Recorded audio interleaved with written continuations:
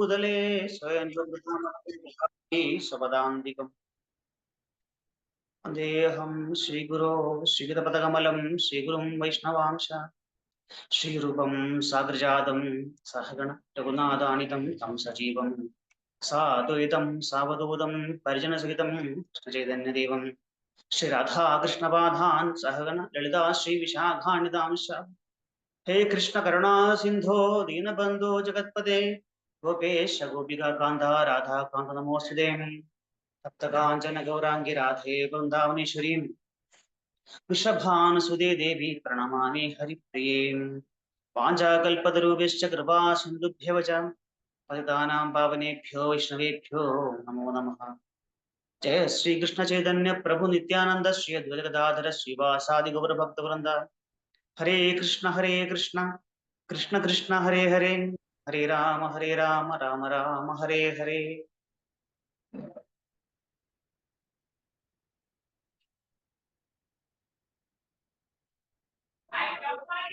എല്ലാ ഭക്തജനങ്ങൾക്കും ധന്യത പ്രണാമം. എല്ലാവർക്കും ഈ സായാഹ്ന മഹാഭാരത ചർച്ചയിലേക്ക് സ്വാഗതം.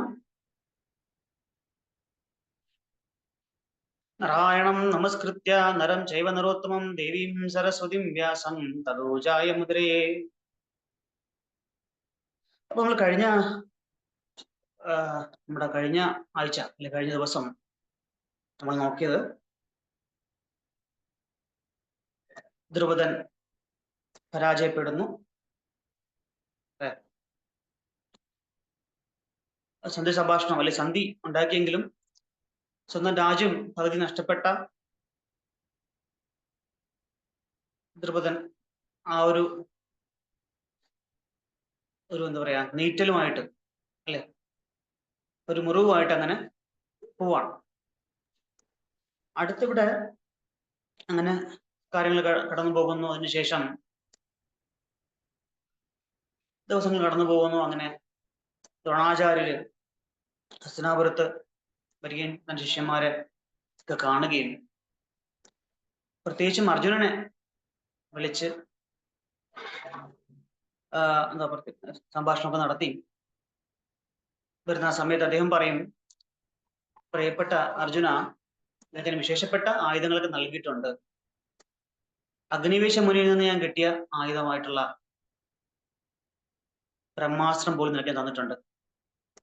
പക്ഷേ ഭാവിയിൽ ഒരു കാലത്ത് നിനക്ക് ആ ആയുധം എനിക്ക് നേരെ തന്നെ പ്രയോഗിക്കേണ്ട ഒരു കാലം, ഒരു അവസരം ഉണ്ടാവും കാലാന്തരത്തില്. അപ്പോ നീ ഒരു മടിയും കൂടാതെ ആത്മാർത്ഥമായിട്ട് ആ ആയുധം എനിക്ക് നേരെ പ്രയോഗിക്കണം. ഇത് കേട്ട് അർജുനന് വിഷമമുണ്ടോ? എങ്കിലും ഗുരുവിന്റെ ആജ്ഞയാണ്.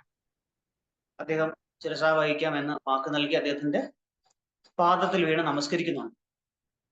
അങ്ങനെ ഗുരുവിന്റെ അനുഗ്രഹമൊക്കെ മേടിച്ച ശേഷം പാണ്ഡവന്മാര് എല്ലാവരും പല ദിക്കുകളിലായിട്ട് പോയി പല നാട്ടുരാജ്യങ്ങളെ ആക്രമിച്ച് കീഴ്പ്പെടുത്തി അവരെ സാമന്തന്മാരാക്കി അവിടുത്തെ പാരിതോഷികങ്ങളോ അല്ലെങ്കിൽ അവിടുന്ന് കിട്ടിയ ധനങ്ങളൊക്കെ കൊണ്ട് കുരുവംശത്തിന്റെ ഭണ്ഡാരം നിറയ്ക്കുകയാണ്, ഖജനാവ് നിറയ്ക്കുകയാണ്. ഇതൊക്കെ ഉണ്ട് ധൃതരാഷ്ട്രർക്ക് വളരെ സന്തോഷവും. ആദ്യമൊക്കെ വളരെ സന്തോഷമായിരുന്നു അതിന്.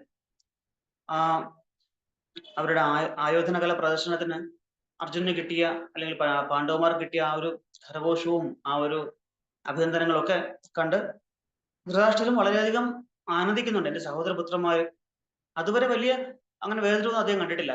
പാണ്ഡവരെയും കൗരവരെയും ഒരുപോലെ തന്നെ അദ്ദേഹം സ്നേഹിച്ചു വാത്സല്യത്തോടെയാണ് കണ്ടിരുന്നത്. പക്ഷെ പിന്നീട് കാലം കുറച്ചങ്ങോട്ട് പോകുമ്പോൾ ഇവരുടെ ഈ പ്രവൃത്തിയിലൊക്കെ സന്തോഷവും, ഒരുപാട് രാജ്യത്തിന് വേണ്ടി ചെയ്തു, ഒരുപാട് കാര്യങ്ങൾ ചെയ്തു നാടിന് വേണ്ടിയിട്ട്.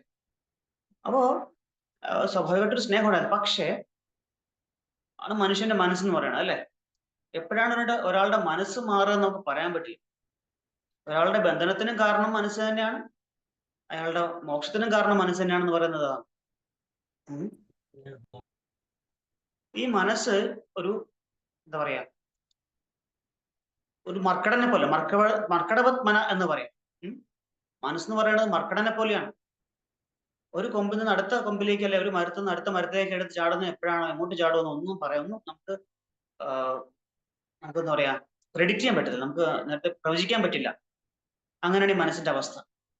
ഇപ്പൊ സ്വന്തം മനസ്സിന് മേൽ കൺട്രോൾ ഇല്ലാത്ത, മനോനിയന്ത്രണം ഇല്ലാത്ത ഒരു വ്യക്തിയെ സംബന്ധിച്ചിടത്തോളം അയാളുടെ മനസ്സ് അയാളുടെ ശത്രുവാണ്. പക്ഷെ മനോനിയന്ത്രണം ഉള്ള ഒരു വ്യക്തിയെ സംബന്ധിച്ചിടത്തോളം അയാളുടെ ഏറ്റവും അടുത്ത സുഹൃത്തും, അല്ലെ, ഉദ്ധരേ ആത്മാനം ആത്മാനം എന്ന് ഭഗവാൻ തന്നെ പറയുന്നുണ്ട്, അല്ലെ. ഒരാളെ ഉയർത്തുന്നതും മനസ്സാണ്, അയാളെ നാശതയെ കൊണ്ടുപോകുന്നതും മനസ്സാണ്. അങ്ങനെ ഇദ്ദേഹത്തിന് ചിന്ത വന്നു പതുക്കെ, ഇതിങ്ങനെ പോയാൽ ശരിയാവോ?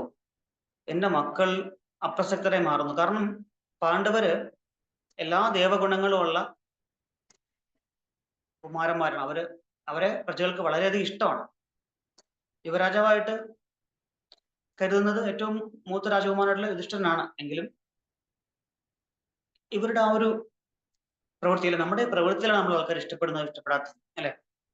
നമ്മൾ മറ്റുള്ളവരോട് പെരുമാറുന്ന ആ രീതി, മറ്റുള്ളവരുടെ വിഷമം കാണുമ്പോൾ നമുക്കുള്ളൊരു സഹതാപം, നമുക്ക് പറ്റുന്ന സഹായം ചെയ്യാൻ പറ്റുന്ന ആ ഒരു എന്താ പറയാ മനോ നില, മറ്റുള്ളവരെ സഹായിക്കുക എന്നുള്ള ഒരു മനോഗതി, ഇതൊക്കെ കൊണ്ടാണ് ഒരാളെ മറ്റുള്ളവർ ഇഷ്ടപ്പെടുന്നത്. അല്ലാതെ നമ്മൾ അവർക്ക് എന്തെങ്കിലും അല്ലാതെ അവരെ നമുക്ക് ഏറ്റവും ഉത്തമം എന്ന് പറഞ്ഞാൽ അവരുടെ നമ്മുടെ ആ ഒരു ബിഹേവിങ്, അതാണ് ബിഹേവിയറാണ്, പെരുമാറ്റം, അല്ലെ. ഒരാളൊരു കാര്യം വിഷമത്തോടെ പറയുന്നത് കേൾക്കാനും ആൾക്ക് പറ്റുമെങ്കിൽ സഹായം ചെയ്യാനും ആൾ കേൾക്കുക ഫസ്റ്റ്. അല്ലാതെ നമുക്ക് ജനങ്ങളെ, മറ്റുള്ളവരെ എത്ര കൊടുത്തും നമ്മൾ ധനം കൊടുത്തോ അല്ലെ അങ്ങനെ നമുക്ക് അവരെ തൃപ്തിപ്പെടുത്താൻ പറ്റില്ല. പക്ഷെ നമ്മുടെ സ്നേഹപൂർണമായിട്ടുള്ള, അല്ലെ, നമ്മൾ എപ്പോഴും പറയാറുണ്ട്, അല്ലെ, win the heart not the argument. ചിലപ്പോൾ നമുക്ക് ചില തർക്കത്തിൽ നമ്മൾ തോറ്റു, നമ്മൾ ശരിയാണെങ്കിൽ തന്നെയും വിട്ടുകൊടുക്കുക. മറ്റേ ഭാഗത്ത് ആൾ തെറ്റാണെങ്കിലും വിട്ടുകൊടുക്കുക. പക്ഷെ അങ്ങനെ ചെയ്യുമ്പോൾ എന്താ സംഭവിക്കുന്ന വെച്ചാൽ ആൾക്കാരുടെ ഹൃദയം നമുക്ക് വിജയിക്കാൻ സാധിക്കും. അവരുടെ ഹൃദയത്തിൽ ഒരു സ്ഥാനം നമുക്ക് ഉണ്ടാവും. അല്ലാതെ നമ്മൾ അവര് എന്താ പറയാ എന്നെ നമസ്കരിക്കടാ അല്ലെങ്കിൽ എന്നെ ബഹുമാനിക്കടാ എന്ന് പറഞ്ഞിട്ട് അങ്ങനെ പറഞ്ഞ് നമസ്കരിക്കാനോ അല്ലെങ്കിൽ നമ്മളെ ബഹുമാനിപ്പിക്കാനോ നമുക്ക് വലിയ ബുദ്ധിമുട്ടാണ്. എത്ര കാലം ഉണ്ടാവും നമുക്ക് എന്താ പറയാ പണ്ടുള്ളവർ പറയും, തല്ലി പഴിപ്പിച്ച പഴം ആവില്ല, താനേ പഴിക്കണം എങ്കിലേ പഴമാവുള്ളൂ, അല്ലെ. തല്ലി പഴിപ്പിച്ചാൽ അതിന് ആ ഒരു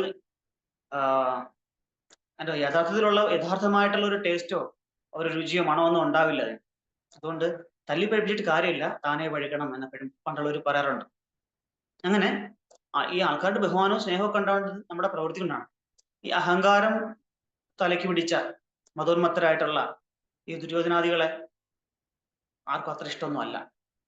യുധിഷ്ഠിരൻ രാജാവാകും തങ്ങളുടെ സാമ്രാജ്യം ഇനിയും പ്രശസ്തിയിലോട്ടും സമൃദ്ധിയിലോട്ടും വളരും എന്നൊക്കെ ആഗ്രഹിക്കുന്ന ആൾക്കാരാണ്, ജനങ്ങളാണ് അവിടെ ഉണ്ട്, ഹസ്തിനാപുരിലെ ജനങ്ങൾ. അങ്ങനെ പോകുന്ന കാലഘട്ടത്തിൽ അങ്ങനെ ആർക്കായാലും ഒരു ഇതുണ്ടാവുമല്ലോ, അല്ലെ.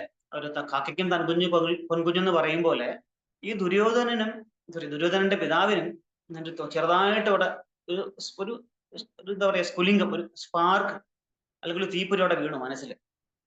ഇങ്ങനെ പോയി അങ്ങനെ ശരിയാവും? എന്റെ മക്കൾ അപ്രസക്തന്മാരായിക്കൊണ്ടിരിക്കുകയാണ്. പാണ്ഡുവിന്റെ മക്കള് ഇത്രയും ജനപ്രിയരായിക്കൊണ്ടിരിക്കണം, അല്ലെ. നമ്മൾ പൊളിറ്റിക്സിലൊക്കെ തന്നെ കാണണം, അല്ലെ. ആരെങ്കിലും ഒന്ന് ഉയർന്നു വന്നു കഴിഞ്ഞാൽ അയാളെങ്കിലും ചവിട്ടി താഴെ ഇടുക, വലിച്ചു താഴെ ഇടുക എന്നുള്ള ഒരു പോളിസിയാണ് സാധാരണ എല്ലായിടത്തും നമ്മൾ കണ്ടുവരുന്നത്. കാരണം ആരും നന്നാവാൻ പാടില്ല. ഇതാണ് ഭൗതികവാദികളും ആത്മീയവാദികളും തമ്മിലുള്ള വ്യത്യാസം. നമ്മൾ ആത്മീയത പ്രാക്ടീസ് ചെയ്യുന്ന ഭക്തി പ്രാക്ടീസ് നമ്മൾക്ക് ഒരാൾക്കൊരു നല്ലതുണ്ടായി എന്ന് പറയുമ്പോൾ നമ്മൾ സന്തോഷിക്കും. ഒരു ഭക്തന് നല്ല കാര്യം വന്നു നമ്മൾ സന്തോഷിക്കും. ഭഗവാനെ അതിൽ നല്ലത് വരുത്തിയല്ലോ എന്ന് നമ്മൾ ഭഗവാൻ നന്ദി പറയുന്നു, അല്ലെ. പക്ഷെ ആസുരികമായ ചിന്താഗതിയിലുള്ള ആൾക്കാർ എന്ത് ചെയ്യും? എങ്ങനെയെങ്കിലും അവൻ നശിച്ചു പോയാൽ മതി, അല്ലെ, ഇത്രയും നന്നാവണ്ട. ഈ പറയുന്ന എനിക്കും ഇല്ലെങ്കിലും കുഴപ്പമില്ല, മറ്റവരുണ്ടാവാൻ പാടില്ല. നമ്മളെപ്പോഴും ജയസാഹിബ് എപ്പോഴും പറയുന്ന ഒരു ഉദാഹരണമാണ്. നമ്മുടെയൊക്കെ വീട്ടിൽ പവർ കട്ട്, കറണ്ട് പോകുമ്പോഴും സഡൻലി കറണ്ട് പോകുമ്പോൾ എന്ത് ചെയ്യും? നമ്മൾ ആദ്യം പോയിട്ട് നമ്മൾ അടുത്ത വീട്ടിലേക്ക് കൊണ്ടുവന്നതാണ്, അല്ലെ. അടുത്ത വീട്ടിലും ഇല്ലെങ്കിൽ നമുക്ക് കുഴപ്പമില്ല. പക്ഷെ നമ്മുടെ വീട്ടിൽ മാത്രമാണ് പോയെങ്കിൽ ആകെ വിഷം, ഒരു പരിഭ്രാന്തിയും വേവലാതിയും മറ്റു വെരുകിനെ പോലെ അങ്ങോട്ടും ഇങ്ങോട്ടും ഓട്ടം ഒക്കെ ആയിരിക്കും നമ്മൾ. അപ്പോൾ അടുത്തവന് നമുക്കില്ലെങ്കിലും കുഴപ്പമില്ല, അടുത്തവന് അതുണ്ടാവാൻ പാടില്ല. എന്റെ പുത്രന്മാര് അത്ര നല്ലവരൊന്നും അല്ല, എങ്കിലും മറ്റ് ഗ്രൂപ്പുകാരെ അല്ലെങ്കിൽ പാണ്ഡുവിന്റെ മക്കള് അത്ര വലിയ കേമന്മാരൊന്നും ആവണ്ട. അങ്ങനെ ആയാൽ ശരിയാവോ? അപ്പൊ ഇങ്ങനെ ഈ കൗരവരുടെ പിതാവായിട്ടുള്ള ധൃതരാഷ്ട്രൻ അന്ധനാണ്, എല്ലാവർക്കും അറിയാം, അല്ലെ. പക്ഷേ പ്രഭുപാദ് പറയും പോലെ അദ്ദേഹം ബാഹ്യമായിട്ട് ഉള്ള അന്ധത മാത്രമല്ല, ആന്തരികമായിട്ടും അന്ധനായിരുന്നു. അതിന്റെ ഹൃദയവും ചിന്താഗതിയൊക്കെ ഈ പുത്രന്മാരുള്ള അതിയായ വാത്സല്യം കാരണം അന്ധമായി പോയി. സ്വന്തം മക്കൾ തെറ്റായിട്ട് വഴിക്ക് പോകുമ്പോഴും അവരെ നേർവഴിക്ക് ചെറിയ പ്രായത്തിൽ നയിച്ചില്ല. പുത്രവാത്സല്യത്തിൽ അന്ധനായി പോയത് കൊണ്ടാണ്. അങ്ങനെ ഇരിക്കുമ്പോൾ അദ്ദേഹം വിശ്വസ്തനായിട്ടൊരു മന്ത്രിയുണ്ട്, കണികൻ എന്ന് പറയും. കണികൻ എന്നുള്ള മന്ത്രിയെ ആയിട്ട് കൺസൾട്ട് ചെയ്യും. അല്ലെ, പണ്ട് കാലത്ത് ഈ മന്ത്രിമാരൊക്കെ മിക്കവാറും ബ്രാഹ്മണോത്തമന്മാരായിരിക്കും, ബ്രാഹ്മണന്മാരൊക്കെ ആയിരിക്കും സാധാരണ. എല്ലാ രാജാക്കന്മാരും അവരുടെ ഉപദേശകരായിട്ട് ഈ കുറച്ച് ബ്രാഹ്മണ ശ്രേഷ്ഠന്മാരെയും അവർ മന്ത്രിയായിട്ട് വച്ചിട്ടുണ്ടാവും. നമ്മൾ കേട്ടിട്ടുണ്ടല്ലേ, ചാണക്യനെ പറ്റിയൊക്കെ കേട്ടിട്ടുണ്ട്. അപ്പോ ബ്രാഹ്മണൻ എന്ന് പറയുന്നത് ജാതി ബ്രാഹ്മണൻ എന്നല്ല ഞാൻ ഉദ്ദേശിക്കുന്നത്, ആ അത്രയും പാണ്ഡിത്യവും ബുദ്ധിശേഷമുള്ള ആൾക്കാർ. അങ്ങനെയുള്ള ഒരു ബ്രാഹ്മണൻ എന്ന് വെച്ചാൽ എന്താണ്, ഒരു ആചാര്യൻ അല്ലെങ്കിൽ ഗുരു, ആ പദവിയിലേക്ക് ഉയർന്ന വ്യക്തി എന്ന് അർത്ഥമാക്കിയാൽ മതി. അല്ലാതെ ഇവിടെ ബ്രാഹ്മണന്റെ മകനായിട്ടുള്ള ബ്രാഹ്മണൻ എന്ന് എടുക്കണ്ട. അപ്പൊ ബ്രാഹ്മണൻ എന്ന് പറഞ്ഞ ഒരു ലെവലിലെത്തിയ ആൾക്ക് അല്ലെ, ബ്രാഹ്മണൻ നമ്മൾ പറയണമെങ്കിൽ അദ്ദേഹം സമൂഹത്തിന് വഴികാട്ടിയായിരിക്കണം, സമൂഹത്തിന്റെ ആചാര്യനും ഗുരുവുമായിട്ട് മാറണം. അങ്ങനെയുള്ള ആൾക്കാരെയാണ് നമ്മൾ ബ്രാഹ്മണ എന്നുകൊണ്ട് ഉദ്ദേശിക്കുന്നത്. ഇവിടെയും പക്ഷേ ധൃതരാഷ്ട്രര് കൺസൾട്ട് ചെയ്തത് ഒരു തെറ്റായ വ്യക്തിയുമായിട്ടായിരുന്നു.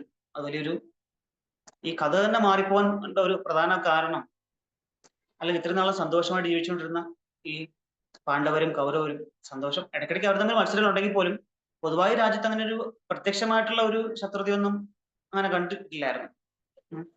ഒരാളെ നശിപ്പിക്കണം അങ്ങനെയൊന്നും ഉള്ള ഒരു ചിന്താഗതി വന്നിട്ടില്ലായിരുന്നു. പക്ഷേ ഈ കണികനായിട്ട് സംസാരിച്ചു തുടങ്ങിയപ്പോൾ കണികൻ ധൃതരാഷ്ട്രക്ക് ഒരുപാട് ഉപദേശങ്ങൾ കൊടുക്കുന്നുണ്ട്, ഉപദേശങ്ങൾ പറയുന്നുണ്ട്, കൊടുക്കുന്നുണ്ട്. നമ്മളങ്ങനെയാണ്, നമ്മളും ഒരു ശരിയായിട്ടുള്ള ആളുടെ അടുത്തല്ല നമ്മൾ പോയി നമ്മളുടെ കാര്യങ്ങൾ പറഞ്ഞൊരു ഗൈഡൻസ് ചോദിക്കുന്നത്, വഴി നമ്മളൊരു എന്താ പറയാ, ഒരു മാർഗനിർദ്ദേശം ചോദിക്കുന്നത് എങ്കിൽ നമ്മളും പെട്ടുപോകും. നമ്മൾ എപ്പോഴും ചിന്തിക്കേണ്ട ഒരു കാര്യം, അറിഞ്ഞിരിക്കേണ്ട കാര്യമാണ്, നമ്മളൊരു നിർണായകമായ തീരുമാനം എടുക്കുന്നതിലേക്ക് നമ്മൾ ജീവിതത്തിൽ വഴിത്തിരിവായിട്ടുള്ള കാര്യത്തിന് വേണ്ടിയിട്ട് നമ്മളൊരു ആളുമായിട്ട് കൺസൾട്ട് ചെയ്യണമെങ്കിൽ അദ്ദേഹം ആ വിഷയത്തിൽ എക്സ്പേർട്ട് ആയിരിക്കണം, അതിനെപ്പറ്റി നന്നായിട്ട് അറിയുന്ന ആളായിരിക്കണം, നമ്മുടെ കാര്യങ്ങൾ നന്നായിട്ട് പറഞ്ഞ് മനസ്സിലാക്കി കൊടുക്കണം, അദ്ദേഹത്തിന് മനസ്സിലാക്കാനുള്ള കഴിവുണ്ടാവണം. ആ ഒരു ഫീൽഡിൽ പറയുന്ന ആ ഒരു സന്ദർഭമായിട്ട് അതിൽ ആ ഒരു സാഹചര്യത്തിൽ അതിനെപ്പറ്റി ഒരു മുൻധാരണയോ അഗാധമായ ജ്ഞാനമൊക്കെ ഉള്ള ആളായിരിക്കണം. അല്ലെങ്കിൽ ഇപ്പൊ ധൃതരാഷ്ട്രർക്ക് പറ്റിയതുപോലെ അബദ്ധം പറ്റും. അദ്ദേഹം വളരെ വിശദമായിട്ട് രാജധർമ്മമൊക്കെ ഇദ്ദേഹത്തിന് ഓർമ്മിപ്പിക്കുകയാണ്.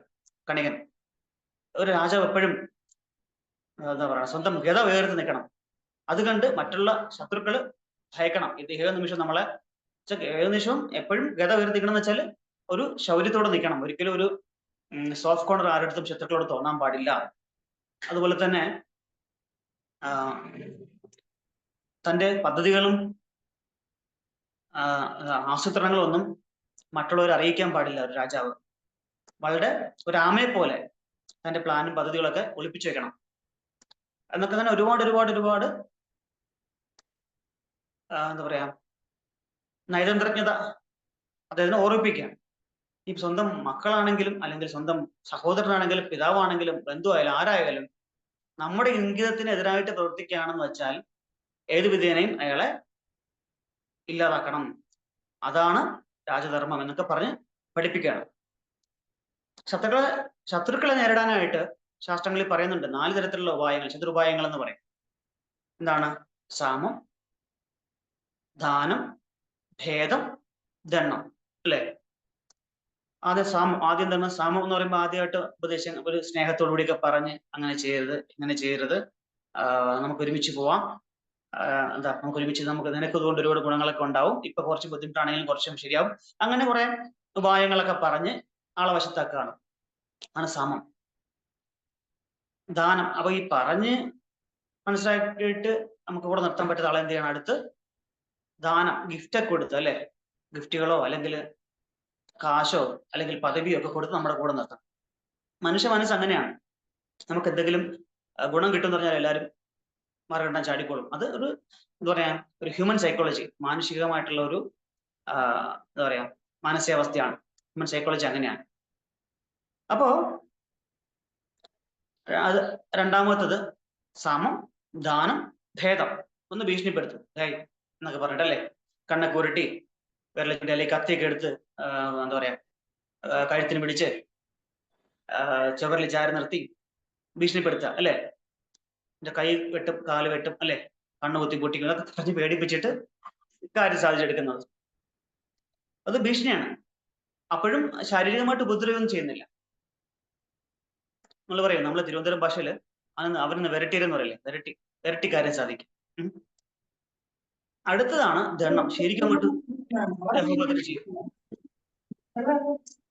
ശരിക്കും അങ്ങോട്ട് ദേഹോപദ്രവം നടത്തും. പിടിച്ചേർത്ത് ഇടിച്ച് കൈയും കാലും ഒക്കെ അടിച്ചൊടിച്ച്, അല്ലെ? അവനെ മൃതപ്രായനാക്കി, ഡെഡ് ബോഡി പോലെ ആക്കി, അങ്ങനെയൊക്കെ ചെയ്തിട്ട് അല്ലെ ഹോസ്പിറ്റലിൽ അഡ്മിറ്റ് ചെയ്യുക, ഇതിലാക്കിയിട്ട് വേണം കാര്യം. അങ്ങനെ ഏത് ഈ 4 ഉപായങ്ങൾ ഉപയോഗിച്ച് ഏത് ഉപായം അനുസരിച്ച് വേണമെങ്കിലും നമുക്ക് കാര്യം നടത്താന്നൊക്കെയാണ് ചതുരുപായങ്ങൾ പറയണത്. ഇതൊക്കെ അദ്ദേഹം മഹാരാജാവിനെ ഓർമ്മിപ്പിക്കണം, ഇങ്ങനെ കാര്യങ്ങളൊക്കെ ഉണ്ടല്ലോ. ധൃതരാഷ്ട്രക്ക് അറിയാത്തോണ്ടല്ല, പക്ഷെ ഇദ്ദേഹം ഇതൊക്കെ പറഞ്ഞ് അദ്ദേഹം ചോദിച്ച നമ്മുടെ അറിയാം, നമ്മുടെ ഒരു അഭിപ്രായം അറിയാലോ, നമുക്ക് അറിയാൻ പറ്റുമല്ലോ, നമുക്ക് അനുഭവം ഉണ്ടാവുമല്ലോ, അല്ലെ? നമ്മളൊരാളടുത്ത് അഭിപ്രായം പറയണം, ചോദിക്കാൻ പോവാണ്, ആള് ഭയങ്കര എക്സ്പേർട്ടായിട്ട് അതും ഇതൊക്കെ കോട്ട് ചെയ്ത് അങ്ങനെയാണ് പ്രഭു, ഇങ്ങനെയാണ് പ്രഭു, അതിങ്ങനെയാണ് പറഞ്ഞ് നമുക്ക്, പക്ഷെ ചിലപ്പോൾ ആൾക്ക് അതുമായിട്ട് ഒരു ബന്ധവും ഉണ്ടാവില്ല, ആ ഒരു സബ്ജക്റ്റിനെ പറ്റി അറിവുണ്ടല്ലോ. പക്ഷെ ഞാൻ ചോദിച്ച സ്ഥിതിക്ക് എന്തെങ്കിലും പറയണമെന്ന് വെച്ചിട്ട് പരസ്പര ബന്ധമില്ലാതെ എന്തെങ്കിലുമൊക്കെ നമ്മൾ ഉപദേശിച്ചാൽ പലർക്കും അനുഭവം ഉണ്ടായിട്ടുണ്ടാവും. അപ്പൊ മര്യാദയ്ക്ക് ഇരിക്കുന്ന ധൃതരാഷ്ട്രനെ എന്താ പറയാ, ധൃതരാഷ്ട്രൻ ചോദിക്കുന്നുണ്ട്, ഞാൻ എൻ്റെ സഹോദരപുത്രന്മാരായിട്ടുള്ള പാണ്ഡവന്മാരെ സ്നേഹത്തിൽ ഇപ്പൊ കഴിയുന്ന സ്നേഹത്തിനെ കഴിയണോ, അല്ലെങ്കിൽ ശത്രുക്കളായിട്ട് കാണേണ്ടി വരുമോ എന്നുള്ളതാണ് ചോദിക്കുന്നത്. പക്ഷെ അതിന് കൊടുക്കുന്ന കണികൻ പറയുന്ന ഉത്തരം എന്താണ്? ഒരിക്കലും ചെയ്യാൻ പാടില്ല, അവരെ ശത്രുക്കളായിട്ട് തന്നെ കാണണം, അല്ലെങ്കിൽ താങ്കളുടെ പുത്രന്മാര് 100 പേരും ആജീവനാന്തം പാണ്ഡവരുടെ അടിമകളായിട്ട് മാറേണ്ടി വരും എന്നൊക്കെ പറഞ്ഞ് വിഷം കുത്തിച്ചു കൊടുക്കുകയാണ്. അപ്പൊ നമ്മളും ഒരു അഭിപ്രായം ചോദിക്കാൻ പോവാണ്. നമ്മുടെ വീക്ക്നെസ്സുകൾ, അല്ലെങ്കിൽ നമ്മുടെ വീക്ക്നെസ്, നമ്മുടെ മനസ്സിന്റെ ആ ഒരു എന്താ പറയാ, ഒരു നെഗറ്റീവ്, അല്ലെങ്കിൽ നമ്മുടെ ഒരു വീഴ്ച, ഇതിനെ പറ്റി നമ്മൾ എത്രയും വിശ്വസ്തരും ആ സബ്ജക്റ്റിൽ ഏറ്റവും നമുക്ക് ഗൈഡൻസ് തരാൻ പറ്റുന്ന ആൾക്കാരോട് മാത്രമേ നമ്മൾ ചർച്ച ചെയ്യാൻ പാടുള്ളൂ. അല്ലെങ്കിൽ ഇയാൾ നമ്മളെ വഴിതെറ്റിച്ച് കുഴി ചടിക്കുകയും ചെയ്യും. നാളുടെ കാലം ഇയാൾ നമ്മൾക്കെതിരായിട്ട് ഉപയോഗിക്കാൻ സാധ്യതയുണ്ട്. അതുകൊണ്ട് വളരെ ബുദ്ധിപരമായിട്ടാണ് നമ്മൾ കാര്യങ്ങൾ എപ്പോഴും ചെയ്യേണ്ടത്. കാരണം വാവിട്ട വാക്കും കൈവിട്ട അസ്ത്രവും തിരിച്ചെടുക്കാൻ പറ്റില്ല. ഒരു കാര്യം ഒരു രഹസ്യം നമ്മൾ പറയുന്നത് വരെ മാത്രമാണ് നമ്മുടേത്. പറഞ്ഞു കഴിഞ്ഞാൽ നമ്മുടെ അല്ല, അത് പബ്ലിക്കിന്റെ ആയി. വളരെ ശ്രദ്ധിച്ചു വേണം നമ്മൾ ഇങ്ങനെയുള്ള കാര്യങ്ങൾ ചെയ്യേണ്ടത്. അപ്പൊ ഇവിടെ രാജാവിന് സ്വന്തം എന്താ പറയാ, സ്വന്തം ഐഡിയ, സ്വന്തം എന്താ പറയാ, മനസ്സിലുള്ള ചിന്തകള് രാജാവിൽ അടിച്ചേൽപ്പിച്ച് രാജാവിനെ അതുകൊണ്ട് ചെയ്യിക്കാനായിട്ട് നമ്മൾ അങ്ങനെയാണ്, നമ്മുടെ ആൾക്കാർ പല ആൾക്കാരാണ് നമ്മളെ കൊണ്ട് ചെയ്യിക്കാൻ പല കഥകളൊക്കെ പറയും. പല കഥകളും പല ഉദാഹരണങ്ങളും പല ആൾക്കാരുടെ ജീവിതമൊക്കെ നമുക്ക് പറഞ്ഞുതരും. കണ്ടോ ഇയാളുടെ ജീവിതത്തിൽ അയാൾ അങ്ങനെ ചെയ്ത് ഇങ്ങനെയായി, ഇയാൾ ചെയ്ത് അങ്ങനെ പല ഉദാഹരണം നമ്മളെ കുഴിച്ചടിക്കാൻ നോക്കും. ബുദ്ധിയുള്ള നമ്മളത് അതിലൊന്നും വീഴില്ല. പക്ഷെ ബുദ്ധിയില്ലാത്തവരാണെങ്കിലോ, ചപല മനസ്സുള്ളവരാണെങ്കിൽ മനസ്സിന് ചഞ്ചലത കൊണ്ട് അതിലേക്ക് വീണ് പോയി ചെയ്യും. അപ്പൊ അതിലേക്ക് ഇവിടെ രസകരമായിട്ടൊരു കഥ ഇവിടെ കണികൻ രാജാവിന് പറഞ്ഞു കൊടുക്കുകയാണ്. ഒരു ബുദ്ധിമാനെ കുറുക്കൻ, ബുദ്ധിമാൻ എന്ന് പറയാൻ പറ്റില്ല, കുറുക്കൻ നമ്മൾ എപ്പോഴും എന്താ പറയണം, ക്രൂക്കഡ് അല്ലെ, ഒരു വക്ബുദ്ധിക്കാരന്മാരാണ് കുറുക്കനെ ചിത്രീകരിക്കുന്ന എപ്പോഴും നമ്മൾ കഥകളിലൊക്കെ. ഇവിടെ ഒരു കഥ ഉദാഹരണമായിട്ട് കണിയൻ പറയുന്നുണ്ട്. ബുദ്ധിമാനായ ഒരു കുറുക്കൻ, ആ കുറുക്കന് 4 ഫ്രണ്ട്സ് ഉണ്ട്. ആരൊക്കെയാണെന്ന് അറിയാമോ ഫ്രണ്ട്സ്? ഞാൻ കാണിച്ചു തരാം. ഈ കുറുക്കന് 4 സുഹൃത്തുക്കൾ, ഒരു ചെന്നായ, ഒരു കീരി, ഒരു കടുവ, ഒരു എലി. ഇവർ 5 പേരും സുഹൃത്തുക്കളാണ്. ഇവരൊരു കാട്ടിൽ ഇങ്ങനെ വസിക്കുകയാണ്. ഈ സമയത്ത് അവിടെ വളരെ എന്താ പറയാ, തടിച്ചു കൊഴുത്ത ഒരു മാനുണ്ടായിരുന്നു. ഈ മാനിന്റെ കാണുമ്പോൾ ഇവർക്ക് മാനിന്റെ ഇറച്ചി കഴിക്കാൻ വലിയ ആഗ്രഹം അവർക്ക് തോന്നുകയാണ്. ഇവർക്ക് ഈ 5 പേർക്കും, അല്ലെ, നമ്മളും കാണാറുണ്ടല്ലേ, കൂട്ടുകാരന്മാർ ചേരുമ്പോൾ അവർക്ക് പല ആഗ്രഹങ്ങളും തോന്നും, അല്ലെ? പ്രത്യേകിച്ചും ഈ ചെറുപ്പക്കാരൊക്കെ, അല്ലെ, ടീനേജ് കുട്ടികൾ, അവർക്കൊക്കെ ഇങ്ങനെ പല ആഗ്രഹങ്ങളും തോന്നാറുണ്ട്. അങ്ങനെ അതിനുവേണ്ടി പലതും അവർ ചെയ്യുന്നുണ്ട്, നമ്മൾ കാണുന്നു. ഇപ്പൊ ന്യൂസിലും ഒക്കെ നമ്മൾ ഒരുപാട് കാണുന്നുണ്ട്. ഇവർക്ക് എങ്ങനെയെങ്കിലും മാനിനെ കൊന്നു തിന്നണം. പക്ഷെ ആ മാനിന്റെ പ്രത്യേകത, വളരെയധികം വേഗത്തിൽ ഓടാൻ കഴിവുള്ള ഒരു പ്രത്യേകതരം മാനായിരുന്നു അത്. ഈ കടുവ പലതവണ അതിനെ ഓടിച്ചിട്ടുണ്ട്, പക്ഷെ അതിന്റെ വേഗത കൊണ്ടത് എപ്പോഴും രക്ഷപ്പെടാറുണ്ട്. അങ്ങനെ ഇവര് 5 പേര് ഇരുന്ന് ആലോചിക്കുകയാണ്, എങ്ങനെ നമുക്ക് ഈ മാനിനെ കൊന്നു തിന്നാം. ഇതാണ് ചിന്ത. ഇത്ര മനോഹരമായ ചിന്ത അല്ലേ, ഗൂഢാലോചന. അപ്പൊ എന്ത് ചെയ്യാൻ പറ്റും? ഇവരെന്ത് ചെയ്യും? ഒരു പ്ലാൻ ചെയ്യും. കുറുക്കൻ ഒരു ഐഡിയ പറയും. കുറുക്കനാണല്ലോ എപ്പോഴും ഈ ഐഡിയയില് രാജാവ്. അപ്പോ കുറുക്കൻ പറയുന്നത് ഒരു കാര്യം ചെയ്യാം, ഈ എലി ഉണ്ടല്ലോ ഇവൻ പോയിട്ട് ആ മാൻ ഉറങ്ങുമ്പോ മാനിന്റെ കാല് കടിച്ചു മുറിക്കുക പോയിട്ട്. എന്താ പറയാ, അതിന് മുറിവ് വരുത്തുമ്പോൾ കാല് കൊണ്ടാണല്ലോ ഓടുന്നത്. അപ്പൊ ഒരു കാലിലെങ്കിലും മുറിവ് പറ്റിക്കഴിഞ്ഞാൽ അത്രയും സ്പീഡിൽ ഓടാൻ പറ്റില്ല.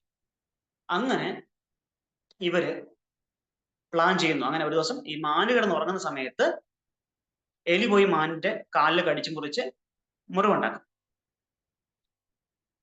ഈ തക്കം നോക്കി മാനിനെ ഓടിച്ചു പിടിക്കാനായിട്ട് ആര് വരും?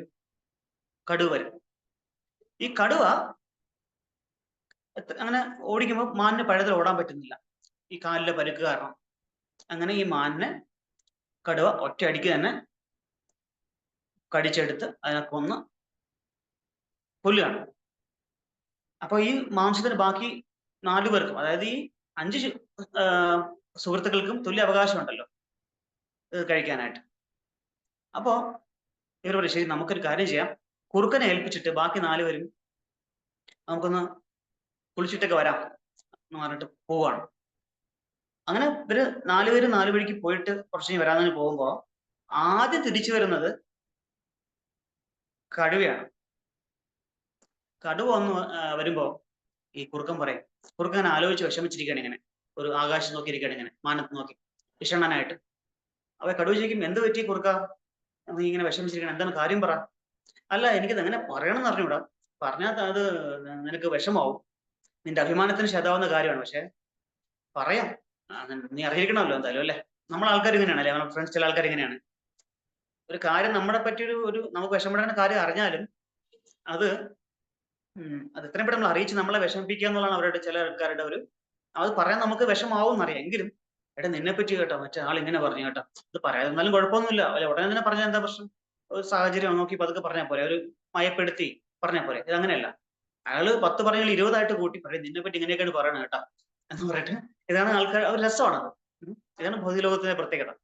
അപ്പൊ ഇവൻ പറയും, നിനക്ക് എങ്കിലും ഞാൻ പറയാം കടുവ, നിനക്ക് ഞാൻ പറഞ്ഞുതരാം, ഈ എലി കുറച്ചും പോന്നിരുന്നു ഇവിടെ, നീ പോയ ശേഷം. അവൻ പറയാണ്, ഈ മാനിനെ പിടിക്കാൻ കാരണക്കാരൻ ഞാനാണ്, ശരിക്കും ഞാനാണ് മാനിനെ കൊന്നത്. ഈ കടുവയ്ക്ക് നിലയ്ക്ക് എന്ത് നാണമില്ലേ കടുവയ്ക്ക്. ഒരു കടുവ എന്ന് പറഞ്ഞ നടക്കണം, അവൻ ഞാൻ പിടിച്ച ഒരു, ഞാൻ കാരണം കിട്ടിയവന് ഇതിന്റെ പങ്ക് പറ്റാൻ വന്നേക്കണ്, കഷ്ടം തന്നെ. അങ്ങനെ ഇങ്ങനെയൊക്കെ കുറച്ച് ഏഷനെ കൂട്ടി പറയുമ്പോ അഭിമാനിയായിട്ടുള്ള കടുവ എന്ത് പറയും, അങ്ങനെ പറഞ്ഞ അവൻ എന്തായാലും ശരി, നീ എന്റെ അടുത്തൊക്കെ പറഞ്ഞു നന്നായി, നീ അറിയിച്ചു നന്നായി, അല്ലെങ്കിൽ ഇത് വലിയ അപമാനമായി മാറി എനിക്ക്. കേവലം ഒരു എലി ഇങ്ങനെ പറഞ്ഞല്ലേ എന്നെ പറ്റി, അവൻ കാരണം കിട്ടിയ ഒരു മാംസം ഞാൻ കഴിക്കാൻ പോണം, എനിക്ക് വേണ്ട, ഞാൻ അഭിമാനിയാണ്, അതുകൊണ്ട് എനിക്ക് വേണ്ട. ഇനി എന്നെ കൊണ്ട് എപ്പം എന്ത് പിടിച്ച് കഴിക്കാമോ അത് മാത്രം കഴിച്ച് ഞാൻ തൃപ്തിപ്പെട്ടോളാം, അല്ലാതെ ഒരാളുടെ സഹായം എനിക്ക് വേണ്ട, ആരുടെ സഹായമായിട്ട് കിട്ടിയ ഈ മാംസം എനിക്ക് വേണ്ട എന്ന് പറഞ്ഞിട്ട് കടുവ അവിടെ നിന്ന്, അഭിമാനിയായിട്ടുള്ള കടുവ അവിടെ നിന്ന് പോവാണ്. അത് കഴിയുമ്പോഴത്തേക്കും രണ്ടാമത് എലി വരും. എലി വരുമ്പോഴും ഇതുപോലെ വിഷണ്ണനായിട്ടിരിക്കുന്ന കുറുക്കനാണ് കാണുന്നത്. കുറുക്കന്റെ ലക്ഷ്യം എന്താണ്? ഈ ഇറച്ചി മൊത്തം ഒറ്റയ്ക്ക് തിന്നണം എന്നുള്ളതാണ് കുറുക്കന്റെ ലക്ഷ്യം. അപ്പോ എലിയോട് പറയാണ്, എന്ത് പറയാൻ എടാ എലി, എന്ത് പറയാൻ ഇതിനെപ്പറ്റി, ശരി എന്നാലും പറയാം, നിനക്ക് വിഷമമാവും ചിലപ്പോ, എങ്കിലും ഞാൻ പറയാം. കുറച്ചു മുമ്പ് കീരിയോട് വന്നിരുന്നു നീ പോയി കഴിഞ്ഞപ്പോ. അവൻ പറയാണ്, ഈ കടുവയുടെ നഖം കൊണ്ട് ഈ മാന് ചിലപ്പോ എന്തെങ്കിലും വിഷമോ എന്തെങ്കിലും വിഷാംശം വല്ലതും വന്നു, അല്ലെങ്കിൽ ഇൻഫെക്ഷൻ, അല്ലെങ്കിൽ എന്താ പറയാ രോഗാണുബാധയോ ഒക്കെ വന്നിട്ടുണ്ടാവുമോ, അപ്പൊ അത് കഴിക്കുന്നത് ഇത്ര ഒരു ആരോഗ്യപരമല്ല എന്ന് നമ്മുടെ ചില ആൾക്കാരുണ്ടല്ലേ, എന്തെടുത്താലും പറയാം അത് കഴിക്കരുത്, ഇത് കഴിക്കരുത് കേട്ടോ, അത് അങ്ങനെയാണ്. യൂട്യൂബിലൊക്കെ കേട്ടിട്ട് ഓരോന്ന് പറയും വന്നിട്ട്, അത് എന്താ പറയാ മുറിവൈദ്യം എന്ന് പറയും, അല്പജ്ഞാനം അല്ലെ, അവിടെ എവിടെയും കേട്ടിട്ട് അത് അങ്ങനെ ചെയ്തു കേട്ടോ, അല്ലെങ്കിൽ ഡോക്ടർമാരെ പോലെ സംസാരിക്കും എന്ന് പറയുമ്പോൾ ഇവൻ കള്ളം പറയാണ് കേട്ടോ. ഇവൻ ഈ കീരു എന്ന് പറയാണ്, ഈ കടുവയുടെ നഖം കൊണ്ട് ഇറച്ചി തിന്ന വിഷമാണ്, എനിക്ക് വേണ്ട, അതിന് പകരം നമ്മുടെ എലി വരെ കുറച്ച് കഴിയുമ്പോൾ അവനെ പിടിച്ചങ്ങ് തിന്നാം എന്നാണ് പറഞ്ഞത്. ഇങ്ങനെ ഇത് കേൾക്കുമ്പോൾ എലി പറയും, അങ്ങനെ പറഞ്ഞു, അല്ലെങ്കിൽ പറഞ്ഞു നന്നായി സുഹൃത്തെ, ഞാനിവിടെ രക്ഷപ്പെടാൻ, എനിക്ക് എന്തായാലും കീരിയുടെ ആഹാരമായിട്ട് മാറാൻ ആഗ്രഹമില്ല, എനിക്ക് ഇറച്ചിയും വേണ്ട, ഒന്നും വേണ്ട, മാനും വേണ്ട, എന്റെ ജീവൻ മാത്രം മതി എന്ന് പറഞ്ഞ് എലി ഇവിടെ നിന്ന് ഓടി രക്ഷപ്പെടും. അത് കഴിയുമ്പോഴത്തേക്ക് ചെന്നായ വരും. ചെന്നായി വരുമ്പോൾ പറയാണ്, വിഷപ്പിനെ വീണ്ടും ഇങ്ങനെ വിഷമിച്ചിരിക്കുക, അഭിനയിച്ചിരിക്കുകയാണ്. പറയും, എന്ത് പറ്റി? അത് ഇവിടെ കുറച്ചു മുമ്പ് ഈ കടുവ വന്നിട്ടുണ്ടായിരുന്നു. അവൻ പറയുന്നത് അവന് ഈ മാനിന്റെ ഇറച്ചി മാത്രം പോരാ, എന്നിട്ട് എന്തായാലും കുറച്ച് കഴിയുമ്പോഴത്തേക്കും നമുക്ക് തന്നെയല്ല, കുറച്ച് കഴിയുമ്പോഴത്തേക്കും സദ്യ കഴിച്ച് കഴിയുമ്പോൾ നമുക്ക് പിന്നെ വീണ്ടും വിശക്കുമല്ലോ കുറച്ച്. അപ്പൊ അതിന് വേണ്ടിയിട്ട് സെക്കൻഡ് മീലായിട്ട് നമുക്ക് ഈ ചെന്നായ തട്ടാം. ഞാൻ പോയിട്ട് എൻ്റെ ഭാര്യയെ വിളിച്ചോണ്ട് വരാമെന്ന് പറഞ്ഞിട്ട് അവൻ പോയേക്കാണ്. അപ്പൊ നീ എന്താ വെച്ചാൽ തീരുമാനിച്ചു, നിക്കണമെന്നില്ല, പോണെങ്കിൽ പൊക്കോ, നിന്റെ ഇഷ്ടം, ഞാൻ പറയേണ്ടത് പറഞ്ഞു പറയണം. അപ്പൊ അത് കേട്ടിട്ട് ചെന്നായ എന്ത് ചെയ്യും, അവിടെ നിന്ന് പതുക്കെ ജീവനും കൊണ്ട് ഓടി രക്ഷപ്പെടും. അത് കഴിയുമ്പോഴത്തേക്ക് കീരി വരും. കീരി വരുമ്പോ പറയാണ്, ഈ ചെന്നായയും കടുവയും എലിയൊക്കെ ഞാൻ തോപ്പിച്ചു. ഒരു യുദ്ധമൊക്കെ ഉണ്ടായിരുന്നു ഇവിടെ. ഒരു കീരി ഞാനും ആ കടുവയായിട്ടൊക്കെ ഒരു ഫൈറ്റ് ഉണ്ടായിരുന്നു. അവനെ അടിച്ചോടിച്ച് ഞാൻ വിട്ടു. അവൻ ഇവിടെ കരയാണ്ട് ഓടി. അതുകൊണ്ട് നിനക്ക് വേണമെങ്കിൽ വാ, എൻ്റെ അടുത്ത് യുദ്ധം ചെയ്ത് ജയിച്ചിട്ട് നമുക്ക് ഒരു മൽപ്പിടുത്തം നോക്കാം. ജയിക്കണേ നീ എടുത്തു വരച്ച്. അപ്പൊ കീരിക്കാണെങ്കിൽ ആകെ ഒരു പേടി. എടാ, ഇവൻ ഈ കടുവയൊക്കെ അടിച്ചോട്ടിച്ചെങ്കിൽ ഇപ്പൊ അവിടെ ആരെയും കാണാനുമില്ല, ആരെയും കാണാനില്ല. അപ്പൊ വിചാരിച്ചു സത്യമാണ് ഈ പറയുന്നത് എന്ന് പറഞ്ഞിട്ട്, സുഹൃത്തെ എനിക്ക് ഇറച്ചിയൊന്നും വേണ്ട, നിന്നെ തോപ്പിക്കാനുള്ള ശക്തിയൊന്നും എനിക്കില്ല. കടുവ വരെ തോപ്പിച്ച നീ വലിയ വലിയ ആളിനെ സാറേ, എനിക്ക് സാറിനെ തോപ്പിക്കാൻ പറ്റൂല എന്ന് പറഞ്ഞിട്ട് എന്ത് ചെയ്തു, ഈ കീരി അവിടെ നിന്ന് ഓടി രക്ഷപ്പെടുകയാണ്. ഇത് ആരാണ് പറഞ്ഞു കൊടുക്കുന്നത്? ഇപ്പൊ ഈ കഥ പറഞ്ഞു കൊടുക്കുന്നത് കണികനാണ്. വിശ്വസ്തനായ മന്ത്രിയായിട്ടുള്ള കണികൻ ധൃതരാഷ്ട്രം പറഞ്ഞു കൊടുക്കണം. നമ്മളെ ആൾക്കാർ ഇതുപോലത്തെ കഥകളൊക്കെ പറഞ്ഞ് നമ്മളെയും പറ്റി ഓരോ കുഴിക്കൊണ്ട് ചാടിക്കാറുണ്ട്. അപ്പൊ അതുകൊണ്ട് ചുരുക്കത്തിൽ എന്താണ് കണികൻ പറയുന്നത്? സ്വന്തം സ്ഥാനം ഉറപ്പിക്കാനായിട്ട് എന്ത് വേണമെങ്കിലും ചെയ്യാം, സ്വന്തം സ്വാർത്ഥ താല്പര്യത്തിന് എന്ത് ചെയ്യാനൊന്നും പ്രത്യേകിച്ച് ഇതൊക്കെയാണ് നയതന്ത്രജ്ഞത, അല്ലെ, ഡിപ്ലോമസിയാണ് ഇതൊക്കെ. അതിങ്ങനെയൊക്കെ ചെയ്യാൻ കുഴപ്പമൊന്നുമില്ല. എന്താ പറയാ, രാഷ്ട്രീയത്തിൽ ഇതൊക്കെ പതിവാണ്, അല്ലെ, അരസിൽ ഇതെല്ലാം സഹജം എന്ന് പറയും പോലെ ആണ്. അതുകൊണ്ട് എന്തും ചെയ്യാം. അതുകൊണ്ട് ഇവരെ ശത്രുക്കളായിട്ട് തന്നെ കണ്ടാൽ മതി, അല്ലാതെ മിത്രങ്ങളായിട്ട് അല്ലെങ്കിൽ പുത്രന്മാരെ പോലെ കാണേണ്ട ഒരു ആവശ്യമില്ല. താങ്കളുടെ പുത്രന്മാരുടെ സദ്ഗതിക്ക് വേണ്ടിയിട്ട്, നല്ല ഒരു ഭാവിക്ക് വേണ്ടിയിട്ട് താങ്കൾ അവരെ ശത്രുക്കളായി കണ്ട് ഉന്മൂലനം ചെയ്യാനുള്ള എല്ലാ പദ്ധതികളും ഇപ്പൊ തന്നെ തുടങ്ങി പോകണം. കാരണം പറയുമല്ലോ, കള കണ്ടാല് മുളയിലേ നുള്ളണം എന്നാണ്, അല്ലെ. അല്ലെങ്കിൽ നമ്മൾ പറയാറുണ്ട് കൊടാലിക്കും അറിവില്ല എന്നാൽ നമ്മൾ തിരുവനന്തപുരത്ത് പറയാറുണ്ട്, അല്ലെ, മുളയിലെ നുള്ളണം. അപ്പൊ ഇപ്പം അത്ര വലിയ ചെറിയ ഇവ രാജകുമാരന്മാരാണ്. ഇപ്പോഴേ അവരെ തട്ടിക്കഴിഞ്ഞാല് കുഴപ്പമില്ല. ഇനി അവർ വിവാഹം കഴിച്ച് അവരുടെ മക്കളുടെ മക്കളും ഒക്കെ ആയി കഴിയുമ്പോഴത്തേക്കും അത് വലിയ ബുദ്ധിമുട്ടായിട്ട് മാറും. അതുകൊണ്ട് മുളയിലെ നുള്ളിക്കളയണമെന്നാണ് ചുരുക്കത്തിൽ ഈ കണികൻ ധൃതരാഷ്ട്രന് പറഞ്ഞ് മനസ്സിലാക്കി കൊടുക്കുന്നത്. അങ്ങനെ ഇതൊക്കെ നടന്ന് ഇതെല്ലാം അങ്ങനെ കഴിഞ്ഞ് അങ്ങനെ ഇരിക്കുന്ന സമയത്ത്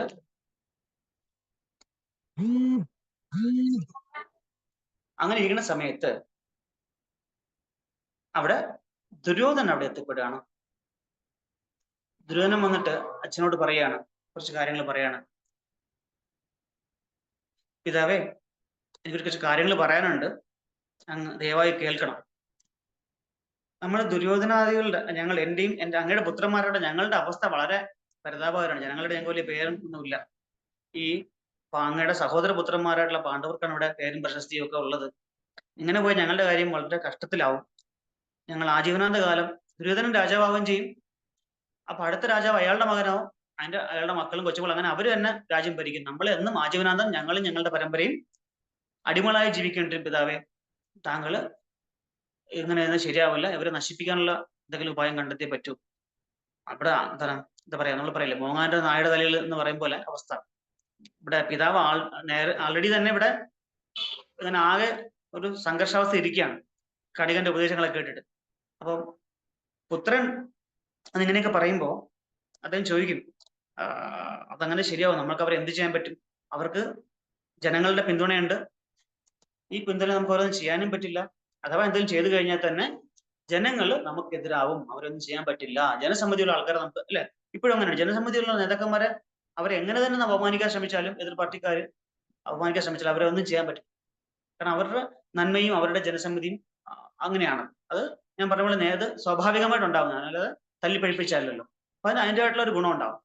അങ്ങനെ പിതാവ് പറയാണ്. കാരണം ധൃതരാഷ്ട്രന് കുറച്ചൊക്കെ നന്ദിയുണ്ട്. കാരണം ഇവർ ഒരുപാട് ഖജനാവിലേക്ക് ഒരുപാട് സ്വരുക്കൂട്ടിയിട്ടുണ്ട്, ധനവും ഒക്കെ, അല്ലെ, സമ്പത്തും ഒക്കെ. അപ്പൊ രാജ്യത്തിന് വേണ്ടി ചെയ്ത ഒരു നന്മ അദ്ദേഹത്തിന് മനസ്സിലുണ്ട്, സഹോദരപുത്രന്മാരെ പറ്റിയെങ്കിലും. പണ്ട് താൻ പറയാണ്, സ്വന്തം മകനെ കുറച്ചൊന്ന് തണുപ്പിക്കാനായിട്ട് പറയുന്നത്. അങ്ങനെ ചെയ്യാൻ പറ്റുമോ? നമുക്ക് ചെയ്യണ്ട, നമുക്ക് അങ്ങനെ പറയാം. അല്ല, അതൊന്നും കുഴപ്പമില്ല, ജനങ്ങളെ വായടപ്പിക്കാനൊക്കെ വഴി എനിക്കറിയാം. അവർക്ക് വേണ്ട ഗിഫ്റ്റ് സമ്മാനങ്ങളൊക്കെ കൊടുത്തു കഴിഞ്ഞാൽ, ഗിഫ്റ്റോ കിറ്റോ അങ്ങനത്തെ സാധനം എന്തെങ്കിലുമൊക്കെ കൊടുത്ത് അവരെ നമുക്ക് വശത്താക്കാം. ഇപ്പൊ ജനങ്ങൾ അങ്ങനെയാണ് എല്ലാ കാലത്തും, ഇന്ന് മാത്രമല്ല, പണ്ട് കാലത്തും അങ്ങനെയൊക്കെ ഉണ്ടായിരുന്നു. എന്തൊക്കെ തെറ്റ് അല്ലെങ്കിൽ രാജാവ് എന്തൊക്കെ അബദ്ധങ്ങൾ കാണിച്ചാലും അവർക്ക് ഒരു സമ്മാനങ്ങളെ കൊടുത്ത് അവർക്ക് സ്വന്തം വശത്താക്കാൻ പറ്റിയിരുന്നു ഒരു ചില കാലഘട്ടങ്ങളിൽ. എങ്കിലും അങ്ങനെയൊക്കെ ചെയ്യാൻ പറ്റുമെന്നാണ് ദുര്യോധനോട് പറയുന്നത്. നമ്മൾ അവർക്ക് നന്മയും ചെയ്യേണ്ടത് പെട്ടെന്ന് അവർക്ക് ഒരു കുറച്ച് ഗിഫ്റ്റ് കൊടുത്ത് വശത്താക്കാം, അല്ലെങ്കിൽ സമ്മാനങ്ങൾ കൊടുത്തോ ധനം കൊടുത്തോ നമുക്ക് വശത്താക്കാം. ഒന്നും അതോർത്ത് അച്ഛൻ അതൊന്നും ഓർത്ത് വിഷമിക്കേണ്ട കാര്യമില്ല, അതൊക്കെ ഞാൻ ഹാൻഡിൽ ചെയ്തോളാം എന്ന് പറയുക. അച്ഛൻ വെറുതെ നിന്ന് തന്നാ മതി, ബാക്കി ഞാൻ ചെയ്തോളാം എന്നാണ് ദുര്യോധനൻ പറയുന്നത്. അപ്പം മറ്റുള്ളവരോ ഭീഷ്മ പിതാമഹൻ, വിതുരരുണ്ട്, അതിൽ ദ്രോണാചാര്യരുണ്ട്, കൃപാചാര്യരുണ്ട്. അപ്പൊ ഇവരൊക്കെയോ എന്ന് ചോദിക്കുമ്പോൾ അച്ഛൻ ചോദിക്കുകയാണ്. അപ്പൊ പുത്രൻ പറയണം അതൊന്നും കുഴപ്പമില്ല, പിതാമഹൻ ഭീഷ്മ പിതാമഹൻ എപ്പോഴും ന്യൂട്രലായിരിക്കും. കാരണം അദ്ദേഹത്തിന് ഞങ്ങളും അവരൊക്കെ ഒരുപോലെ തന്നെ തുല്യമായിട്ട് കാണാം. അദ്ദേഹം അതിൽ ഒരു ന്യൂട്രലിൽ നിൽക്കുള്ളൂ, അല്ലാതെ അദ്ദേഹം വേറെ ഒന്നും പ്രത്യേകിച്ച് അവിടെ ഒന്നും ചെയ്യാൻ സാധ്യതയില്ല എന്ന് ദുര്യോധനൻ പറയുന്നത്. ദുര്യോധനൻ എല്ലാവരും പഠിച്ചു വെച്ചിട്ടുണ്ട്. എല്ലാവരും മൊത്തം പ്ലാനിങ് കൊണ്ടാണ് ദുര്യോധനൻ വന്നിരിക്കുന്നത്. എല്ലാ ആൾക്കാരുടെയും സൈക്കോളജി പഠിച്ചിട്ടാണ് വന്നിരിക്കുന്നത്, ഈ ഒരു ഇവർക്കെതിരായിട്ടുള്ള ഷഡയന്ത്രമായിട്ട് വന്നിരിക്കുന്നത്. അപ്പോ അദ്ദേഹം ചോദിക്കും, ഓക്കെ ഭീഷ്മർ ഒന്നും പറയില്ല, ന്യൂട്രലായിട്ട് നിൽക്കും. അപ്പോ ദ്രോണാചാര്യരോ, ദ്രോണന്റെ പുത്രൻ അശ്വത്ഥമ ഞങ്ങളുടെ സുഹൃത്താണ്, ഞങ്ങളുടെ ടീം മെമ്പറാണ്. അതുകൊണ്ട് ഒരു പിതാവും സ്വന്തം മകനെതിരായിട്ട് നിൽക്കില്ല. അതുകൊണ്ട് ദ്രോണാചാര്യരും ഒന്നും പറയാൻ പോണില്ല, പ്രത്യേകിച്ചൊന്നും റിയാക്ട് ചെയ്യാൻ പോകുന്നില്ല. പിന്നെ കൃപാചാര്യർ ബന്ധു ആയതുകൊണ്ട് അദ്ദേഹം ആ വഴിക്ക് നിൽക്കും അല്ലെ, അനന്തരവനാണല്ലോ അശ്വത്ഥമ, അപ്പൊ അതുകൊണ്ട് അദ്ദേഹം ഒന്നും ചെയ്യില്ല.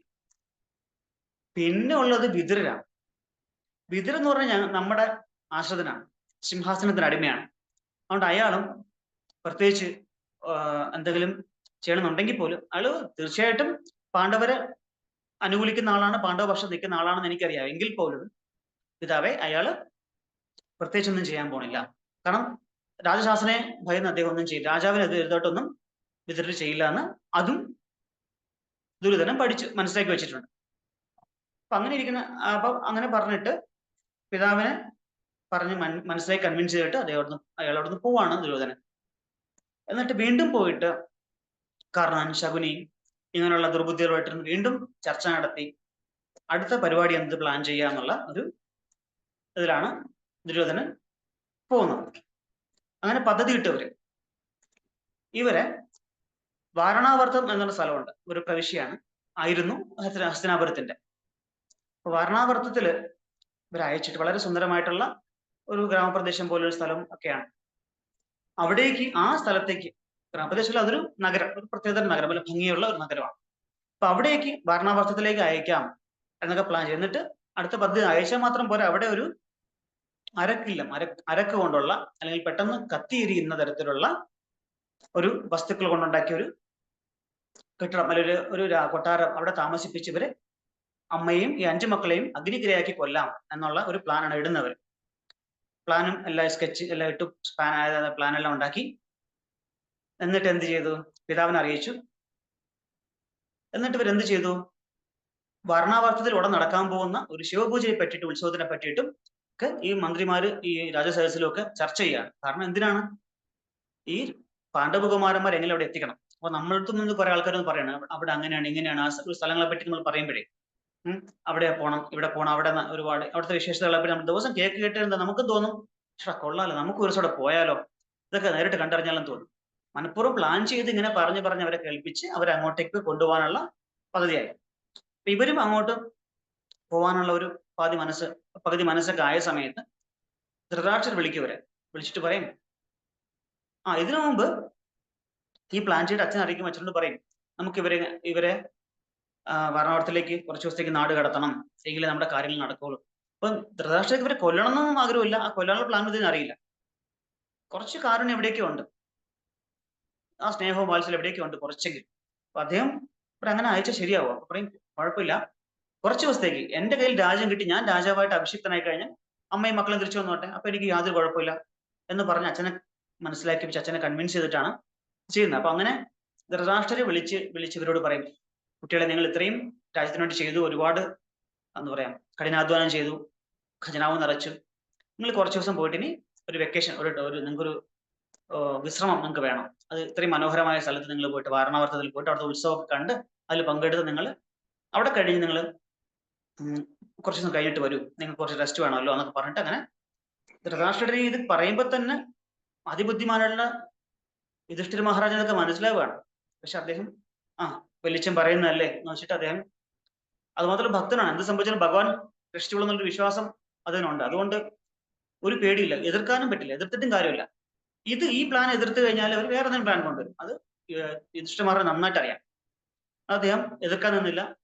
എല്ലാവരുടെയും അനുഗ്രഹത്തോടു കൂടി അദ്ദേഹം അവിടെ നിന്ന് യാത്രയാണ്. ഇതിനു മുന്നോടിയായിട്ട് പുരോചനൻ എന്ന് പറയുന്ന ഒരു മന്ത്രി അയാളെ വിളിച്ചിട്ട് ദുര്യോധനൻ അവിടെ അരക്കില്ലം ഉണ്ടാക്കാനുള്ള നിർദ്ദേശങ്ങൾ കൊടുക്കുകയാണ്. അരക്കില്ലം എന്ന് വെച്ചാൽ പെട്ടെന്ന് കത്തിയിരിക്കുന്നു അല്ലെ, വാക്സ് പോലത്തെ സാധനം, മെഴുക് പോലത്തെ ഒരു സാധനം വെച്ചിട്ട്. അത് മാത്രമല്ല നെയ്യ്, പെട്ടെന്ന് കത്തിയിരിക്കുന്ന വൈക്കോല് പോലുള്ള സാധനങ്ങള്, അങ്ങനെ ഉള്ള വസ്തുക്കൾ കൊണ്ട് ആണ് ഈ കൊട്ടാരം ഉണ്ടാക്കാൻ പറഞ്ഞിരിക്കുന്നത്. പക്ഷെ പുറമേ നോക്കിയാൽ അല്ലെങ്കിൽ അതിന്റെ വെളിയിൽ നിന്ന് നമ്മൾ നോക്കുമ്പോൾ വെളിയിലൊന്നും കാണാനും പാടില്ല. ഉള്ളിലൊക്കെ വളരെ ഫർണിഷ് ചെയ്ത ആഡംബര സൗകര്യങ്ങളോട് ഒരു കൊട്ടാരം പോലെ തന്നെ തോന്നുകയും വേണം എന്ന് പറഞ്ഞിട്ടാണ്. എങ്ങനെ അത് നിനക്ക് അങ്ങനെ ചെയ്തു കഴിഞ്ഞാൽ ഇത്രയധികം ധനം നിനക്ക് എന്താ പറയുക, നിനക്ക് യോഗ്യമായിട്ടുള്ള സ്ഥാനമാനങ്ങൾ എല്ലാം തരാം. നീ പോയി വരുമ്പോൾ ഈ ഒരു പ്ലാൻ അക്കംപ്ലിഷ് ചെയ്ത് കഴിഞ്ഞാൽ നിനക്ക് ഞാൻ ഇതെല്ലാം തരാമെന്ന് പറഞ്ഞ് വാഗ്ദാനം കൊടുത്താണ് അദ്ദേഹത്തെ ചെയ്യിപ്പിക്കുന്നത്. അപ്പോൾ ആരായാലും അല്ലേ ഇങ്ങനെ ബ്രൈബിങ് കൈക്കൂലി കൊടുത്ത് ഇങ്ങനെ സ്ഥാനമാനം തരുന്നത് ആരായാലും സ്വന്തം കാര്യം മാത്രം സ്വാർത്ഥഗതിയുള്ള ആൾക്കാരെല്ലാം അങ്ങനെ ചിന്തിക്കും. കാരണം എല്ലാവർക്കും പൈസയാണല്ലോ വേണ്ടത്, നന്നായിട്ട് ജീവിക്കണം. എല്ലാവരുടെ ആഗ്രഹം എന്താ? ഈ ലോകത്ത് സന്തോഷമായിട്ട് ജീവിക്കണം. അപ്പൊ സന്തോഷമായിട്ട് ജീവിക്കണമെങ്കിൽ എപ്പോഴും എന്താണ്, നല്ല കാശും സ്വാധീനവും സ്ഥാനമാനങ്ങളും വേണം എന്നാണ് എല്ലാവരുടെയും ചിന്ത. അത് അത് കിട്ടിക്കഴിഞ്ഞാൽ ജീവിതത്തിൽ എല്ലാം ആയിക്കഴിഞ്ഞെന്ന് ചിന്തിക്കുന്ന വിഡ്ഢികളാണ്. അങ്ങനെ അത് എല്ലാം കിട്ടിക്കഴിഞ്ഞാൽ അങ്ങനെ സന്തോഷിച്ച് ജീവിക്കാൻ പറ്റും. അപ്പൊ അത് ഇത്രയും കിട്ടിക്കഴിയുമ്പോൾ അടുത്ത് പുതിയ എന്താ വ്യാധികളും അല്ലെങ്കിൽ എന്താ പറയുക ആവലാദികളും ഒക്കെ അപ്പോഴുണ്ടാവും. അത് വേറെ തരത്തിലുള്ള. പക്ഷെ നമുക്ക് ഒരിക്കലും ഈ ഭൗതിക ലോകത്ത് പരിപൂർണമായിട്ട് തൃപ്തരായിട്ട് ഇരിക്കാൻ പറ്റില്ല. പക്ഷെ എങ്കിലും വിചാരിക്കും എനിക്ക് ഇത് കിട്ടിക്കഴിഞ്ഞാൽ അല്ലേ, പൂന്തന പറഞ്ഞ പോലെ അല്ലെ, 100 കിട്ടുകിൽ എന്താ പറയാ 1000 വേണമെന്നും 1000 കിട്ടുമ്പോൾ 10,000 കിട്ടിയാൽ കൊള്ളാമെന്നും അങ്ങനെയൊക്കെയാണ് മനുഷ്യന്റെ ഒരു ചിന്താഗതി. അങ്ങനെയാണ് അല്ല, ഹ്യൂമൻ സൈക്കോളജി അങ്ങനെയാണ്. അപ്പോ ഇത്രയൊക്കെ കിട്ടുമെന്ന് പറയുമ്പോൾ അദ്ദേഹം ചെയ്യുന്നത് ദ്രോഹമാണെന്ന് വിചാരിച്ചാൽ പോലും അത് രാജകുമാരനാണ്, രാജാവിന് തുല്യമാണ് അന്ന് ദുര്യോധനൻ. അപ്പോ ഇത് ദുര്യോധനൻ പറയാണ്, ചെയ്തില്ലെങ്കിൽ എതിർത്താൽ തല പോകും, സഹകരിച്ചാൽ ഇത്രയും സ്ഥാനമാനങ്ങളും സമ്പത്തും കിട്ടുകയും ചെയ്യും, സുഖമായിട്ട് തലമുറകൾ മൊത്തം വരും തലമുറ സുഖമായിട്ട് ജീവിക്കുകയും ചെയ്യാന്ന് പറഞ്ഞിട്ട് ഏൽപ്പിക്കുമ്പോൾ ഇദ്ദേഹം അത് ഏറ്റെടുക്കും. അപ്പോൾ ഈ പാണ്ഡവർ എത്തുന്നതിന് മുന്നേ തന്നെ അവിടെ വളരെ വേഗം, അത്യധികം വേഗം സഞ്ചരിക്കുന്ന കുതിരകളിലുമായിട്ട് അദ്ദേഹം വാരണാവരത്തിലെത്തി. ഇത്രയും വേഗം തന്നെ ഇങ്ങനെ പറഞ്ഞ പോലത്തെ ഒരു അതിമനോഹരമായിട്ടുള്ള ഒരു കൊട്ടാരം പണി കഴിപ്പിക്കണം. അരക്കില്ലം, മലയാളത്തിൽ അരക്കില്ലം എന്ന് പറയും. അരക്കില്ലം പണി കഴിപ്പിച്ചു. അങ്ങനെ അരക്കില്ലം പണി കഴിപ്പിക്കാനായിട്ട് പോയി. അതിനുമുന്നാടിയായിട്ട് പറയുന്നത് ഈ യുധിഷ്ഠിരനും പാണ്ഡവരും അവിടുന്ന് യാത്രയായിട്ട് ഒരു ഘോഷയാത്രയായിട്ടാണ് പോകുന്നത്. സത്യം പറഞ്ഞാൽ ഇവര് പോകുന്ന കണ്ടിട്ട് കുരുവംശത്തിലെ മറ്റു ആൾക്കാരും അവിടുത്തെ ജനങ്ങളും ഒക്കെ അത്രയധികം ഇഷ്ടപ്പെടുന്നുണ്ട് അവരെ. നമ്മൾ കാണാലോ ഇന്നത്തെ ഫാൻസ് അല്ലേ, സിനിമ നടന്മാരുടെ ഫാൻസ് എങ്ങനെയാണ് കാണിക്കുന്നത്, അതുപോലെ തന്നെ അന്നും ഫാൻസ് ഒക്കെ ഉണ്ടായിരുന്നു ഇവർക്ക്. അപ്പൊ ഇവരെല്ലാം ഇങ്ങനെ കൂടെ വരുവാണ് ഒരു ഘോഷയാത്ര പോലെ. അങ്ങനെ വന്നു ഏകദേശം നഗരാതിർത്തി എത്താറാകുമ്പോഴത്തേക്കും വിതുരൻ അടുത്ത് വന്നിട്ട് യുധിഷ്ഠിരനോട് മാത്രമായിട്ട് കാര്യങ്ങൾ സംസാരിക്കണം. അതും പറയുന്ന മ്ലേച്ഛ ഭാഷയിലാണ് സംസാരിക്കുന്ന പറയണം, പ്രത്യേകതരം ഭാഷ, സാധാരണ ആർക്കും പെട്ടെന്ന് മനസ്സിലാവാത്ത ഭാഷ. ചില സ്ഥലത്ത് നോക്കിയപ്പോൾ മ്ലേച്ഛ ഭാഷ ജർമ്മൻ പോലത്തെ അങ്ങനത്തെ ഭാഷകളൊക്കെയാണ് അതിൽ ഗ്രൂപ്പിൽപ്പെട്ട ഭാഷകളെന്നാണ് ഞാൻ വായിച്ചപ്പോൾ നോക്കിയപ്പോൾ റെഫർ ചെയ്ത് കിട്ടിയത്. അപ്പോ ചില പെട്ടെന്ന് ബർബരിക ഭാഷ എന്ന് പറയും. അത് പെട്ടെന്ന് കുതിര ജനിക്കുമ്പോഴത്തെ പ്രൊണൗൺസിയേഷൻ ഉള്ള ഭാഷ, പെട്ടെന്ന് ആർക്കും മനസ്സിലാവില്ല. അപ്പൊ അന്ന് കാലത്ത് ഇവർക്ക് ഈ വിദേശ ഭാഷകളൊക്കെ അറിയുന്ന ആൾക്കാരുണ്ടായിരുന്നു, ഈ രാജകുമാരന്മാരൊക്കെ, യുധിഷ്ഠിരനും വിതുരരും ഒക്കെ എന്നാണ് മനസ്സിലാക്കേണ്ടത്. മറ്റാർക്കൊന്നും മനസ്സിലാവില്ല. അപ്പൊ ഇത് പോയിട്ട് വന്ന ഭാഷയിൽ പറയുന്ന കാര്യങ്ങളും വളരെ വിചിത്രമായിട്ടുള്ള കാര്യങ്ങളാണ് പറയണത്. എന്താ പറയാ, ശത്രുക്കള് ഇരുമ്പുകൊണ്ടുണ്ടാക്കിയുള്ള ആയുധങ്ങളല്ല, അല്ലാത്ത ആയുധങ്ങളും ഉണ്ട്, അതുകൊണ്ട് നമ്മളെ കൊല്ലാൻ പറ്റും. അതുകൊണ്ട് ഒരു വ്യക്തി എപ്പോഴും അലേർട്ട് ആയിരിക്കണം. ശത്രുക്കൾ ഏത് നിമിഷവും നമ്മളെ പല വിധനെയും കൊല്ലാൻ ശ്രമിക്കും, അങ്ങനെയൊക്കെ പറയും. എന്നിട്ട് പറയും കാട്ടുതീ ഉണ്ടാവുമ്പോൾ കാട്ടിലുള്ള മാളങ്ങളിൽ ജീവിക്കുന്ന എലി പോലുള്ള ജീവികൾക്കൊന്നും ഒന്നും സംഭവിക്കാറില്ല. അവർക്ക് അവരുടെ പാത അണ്ടർഗ്രൗണ്ടിൽ കൂടെ അല്ലെ, ഭൂഗർഭ പാതകൾ അവർക്കുണ്ട്, അവർക്ക് പ്രത്യേകം സംഭവിക്കാറില്ല, അവർ സുരക്ഷിതരാണ്, അവർക്ക് മറ്റു വഴികളൊക്കെ അറിയാം എന്നൊക്കെ ഇങ്ങനെയൊക്കെ ഓരോന്ന് പറയാണ്. പക്ഷെ വേറെ ആർക്കൊന്നും മനസ്സിലാവുകയൊന്നുമില്ല. ഇതെല്ലാം കഴിഞ്ഞ് യാത്ര പറഞ്ഞ് പോകുന്നതിന് മുമ്പായിട്ട് ഈ മാതാവ് ചോദിക്കും, കുന്തിദേവി ചോദിക്കും, യുധിഷ്ഠിര എന്താണ് വിതുരമെന്ന് പറഞ്ഞത്? എനിക്കൊന്നും മനസ്സിലായി, എന്ത് ഭാഷ? പറയാം, അദ്ദേഹം മ്ലേച്ഛ ഭാഷയിലാണ് ഇങ്ങനെ സംസാരിച്ചത്. അദ്ദേഹം പറഞ്ഞത് വേറൊന്നുമല്ല, നമ്മളെല്ലാരെയും ഒരു അരക്കില്ലത്തിലിട്ട് ചുട്ടുകൊല്ലാം, തീ കത്തിച്ച് അഗ്നിക്കിരയാക്കാൻ പോവുകയാണ്. അതുകൊണ്ട് വളരെ ജാഗരൂകരായിരിക്കണം എന്നും അതിനെങ്ങനെയാണ് അതിനെ സമയം വരുമ്പോൾ അദ്ദേഹം നമ്മുടെ രക്ഷപ്പെടാനുള്ള മാർഗം അദ്ദേഹം തന്നെ ഒരുക്കി തരാമെന്നും അദ്ദേഹം പറഞ്ഞു എന്നാണ് അമ്മയോട് പറയുന്നത്. അങ്ങനെ ഇവര് വാരണാവരത്തിലെത്തി. വന്നോട് അവിടെ അതിർത്തി കടന്നെത്തി ഉടനെ തന്നെ ഇവര് യാത്ര പുറപ്പെടുന്നത് ഫാൽഗുന ശുക്ല അഷ്ടമിയിലെ രോഹിണി നക്ഷത്രത്തിലാണ് ഇവര് യാത്ര ആരംഭിക്കുന്നത്. അങ്ങനെ യഥോചിതം അവര് വാരണാവരത്തിൽ എത്തുന്നുണ്ട്. വാരണാവരത്തിൽ എത്തിക്കഴിയുമ്പോൾ ആദ്യം ഇവരവിടെ കണ്ട ബ്രാഹ്മണരെയൊക്കെ നമസ്കരിച്ച് എന്താ പറയാ അവിടെ സമൂഹത്തിലെ നേതാക്കന്മാരെയൊക്കെ കണ്ട് അവരെയൊക്കെ സംസാരിച്ച് അങ്ങനെ വളരെ പെട്ടെന്ന് തന്നെ ഇവരെ എല്ലാവർക്കും ഇഷ്ടപ്പെടുകയാണ്. കാരണം യുധിഷ്ഠിരൻ എന്ന് പറഞ്ഞാൽ തേജസ്വിയായിട്ടുള്ള യുധിഷ്ഠിരൻ, അശ്വിനികുമാരന്മാർ അത്രയും ദേവന്മാരെ പോലെ ശോഭിക്കുന്ന ഇവരെ അങ്ങനെ ഇവരുടെ ഈ ഒരു തേജസ്സും പ്രതാപവും കണ്ട് ആകർഷകരാവരാണ് ഈ മറ്റുള്ള ജനങ്ങൾ. അങ്ങനെ അങ്ങനെ പോയിക്കൊണ്ടിരിക്കുന്ന സമയത്ത് പുരോചനം വന്ന് യഥാവിധി പുരോചനം വന്ന് സ്വീകരിക്കും. വളരെ സ്നേഹത്തോടുകൂടിയാണ് പുരോചനം അവിടെ ഇവരെ സ്വീകരിച്ചിരുത്തുന്നത്. അവർക്ക് വേണ്ട പാനീയങ്ങളും അവർക്ക് വേണ്ട ആഹാരങ്ങളും സമ്മാനങ്ങളും ഒക്കെ ഇങ്ങനെ കൊടുത്ത് അങ്ങനെ പുരോചനൻ അവിടെ ഈ 5 മക്കളെയും മാതാവിനെയും വളരെ സന്തോഷം അഭിനയിച്ചുകൊണ്ടെന്ന് പറയുന്നു സ്വീകരിച്ചിരുത്തി ആചാരപൂർവ്വം അവരെ കൊട്ടാരത്തിലേക്ക് ആനയിച്ചു കൊണ്ടുപോവാണ്. ഏത് കൊട്ടാരത്തിൽ എന്ന് വെച്ചാൽ നമ്മൾ ഈ പറഞ്ഞ അരക്കില്ലത്തിലേക്ക്, അരക്കൊണ്ടുണ്ടാക്കി അല്ലെങ്കിൽ അരക്ക് നെയ്യ് അങ്ങനെ വേഗം കത്തിപ്പിടിക്കുന്ന വസ്തുക്കൾ ഉണ്ടാക്കിയ ഒരു എന്താ പറയാ കൊട്ടാരത്തിലേക്ക് കൊണ്ടുപോവുകയാണ്. അങ്ങനെ പൊക്കോണ്ടിരിക്കുന്ന സമയത്ത് ചെന്നുടനെ തന്നെ ദുര്യോധനൻ അവിടുത്തെ കാര്യങ്ങൾ ശ്രദ്ധിക്കുകയാണ്. എന്താണ് അപ്പൊ ഇവർക്ക് പെട്ടെന്ന് മനസ്സിലാവും. നേരത്തെ ഒരു ഐഡിയ ഉള്ള കാരണം ഇവർക്ക് വളരെ സൂക്ഷ്മമായിട്ട് നിരീക്ഷിക്കുമ്പോൾ മനസ്സിലാവും യുധിഷ്ഠിരന് ഇത് നെയ്യിന്റെ മണവും ഒക്കെ വരുമ്പോൾ മനസ്സിലായി ഇത് നെയ്യും മറ്റു കൊഴുപ്പുകളും ഒക്കെ കൊണ്ടുണ്ടാക്കിയ ഒരു കെട്ടിടമാണ്. പക്ഷെ പുറമേ കാണാൻ നല്ല കൊട്ടാരം പോലെ മറ്റു സൗകര്യങ്ങൾ ചെയ്തിട്ടുള്ളതാണെന്ന് മനസ്സിലാക്കും. ഇതിന്റെ പ്രത്യേകത ഈ കൊട്ടാരത്തിന്റെ പ്രത്യേകത വെച്ചാൽ ഒറ്റ വാതിലേ ഉള്ളൂ, ഒരു പ്രവേശന കവാടം മാത്രമേ ഉള്ളൂ. അത് മാത്രമല്ല ചുറ്റും ഈ ആയുധപ്പുരയോട് ചേർന്ന കെട്ടിക്കണം. അപ്പൊ ഇതിന്റെ ചുറ്റുമതിലുകൾ വളരെ വളരെ ഉയരത്തിലുള്ള ചുറ്റുമതിലൊക്കെയാണ്. അപ്പോ ഒരു അഗ്നിബാധ ഉണ്ടായാൽ പോലും പെട്ടെന്ന് ഓടി രക്ഷപ്പെടാൻ പറ്റാത്ത ഒരു അവസ്ഥയും കൂടിയാണ്. അപ്പൊ പുരോചനോട് ദുര്യോധനൻ പറയുന്നുണ്ട് ഇങ്ങനെ ചെയ്യണം എന്നൊക്കെ. എന്നിട്ട് തീ കൊടുത്തുന്നത് ഒരു പ്രത്യേക ദിവസത്തിലായിരുന്നു. ആ ദിവസം വാതില് ഏറ്റവും മെയിൻ ഡോറിൽ ഏറ്റവും പ്രധാന കവാടത്തിൽ വേണം തീയിടാൻ എന്ന് പറയാം. അപ്പൊ അങ്ങനെ ആകുമ്പോൾ അവർക്ക് രക്ഷപ്പെടാൻ വേറെ മാർഗമൊന്നുമില്ലല്ലോ. ഉള്ളിലുള്ള തീയിട്ട് എങ്ങനെ രക്ഷപ്പെട്ട് പുറത്തു വന്നാലും വാതിലും ചാടി പുറത്തു വരല്ലോ. പക്ഷെ അങ്ങനെ പോലും രക്ഷപ്പെടാൻ പാടില്ല എന്ന രീതിയിലാണ് അദ്ദേഹം ഈ ദുര്യോധനൻ എല്ലാം പ്ലാൻ ചെയ്ത് വെച്ചേക്കുന്നത്. അങ്ങനെ ഇവരവിടെ താമസിക്കാൻ തുടങ്ങി, അവിടുത്തെ ഉത്സവത്തിലെ പങ്കെടുത്തു. പക്ഷെ അപ്പോഴും അവിടെ ഈ ഭീമനെ വിളിച്ച് യുധിഷ്ഠിരൻ പറയുന്നുണ്ട് നമ്മൾ എപ്പോഴും ജാഗരൂകരായിരിക്കണം, നമുക്ക് ഏത് നിമിഷവും അപകടം സംഭവിക്കാം. നമ്മളുപോലെ തന്നെ കലിയുഗത്തില് ഏത് നിമിഷവും നമുക്ക് അപകടം അല്ലേ എല്ലാം ഓരോ ചുവടുവെപ്പിലും അപകടം ശ്രീമദ് ഭാഗവതം പറയുന്നത്.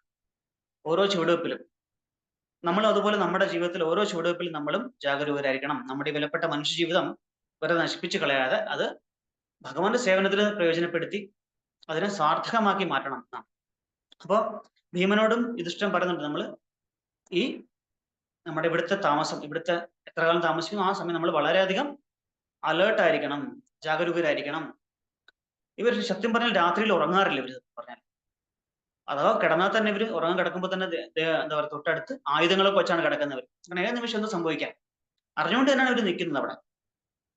അപ്പൊ ഭീമനോട് പറയുന്നുണ്ട് ഇവിടുന്ന് നമുക്ക് പുറത്ത് പകൽ സമയത്ത് കറങ്ങി നടക്കുമ്പോൾ നമ്മളിങ്ങനെ നായാട്ടും അങ്ങനെ ഇങ്ങനെ പോകുന്ന സമയത്ത് നമുക്ക് വഴികളൊക്കെ നമ്മൾ എത്രയും പെട്ടെന്ന് ആൾക്കാർ നോക്കുമ്പോൾ എന്താ പറയാ ഈ പാണ്ഡവന്മാര് ആഹാരം കഴിച്ചും കളിച്ചും വിനോദങ്ങളൊക്കെ ചെയ്ത് നടക്കുന്നു അലസന്മാരായിട്ട്.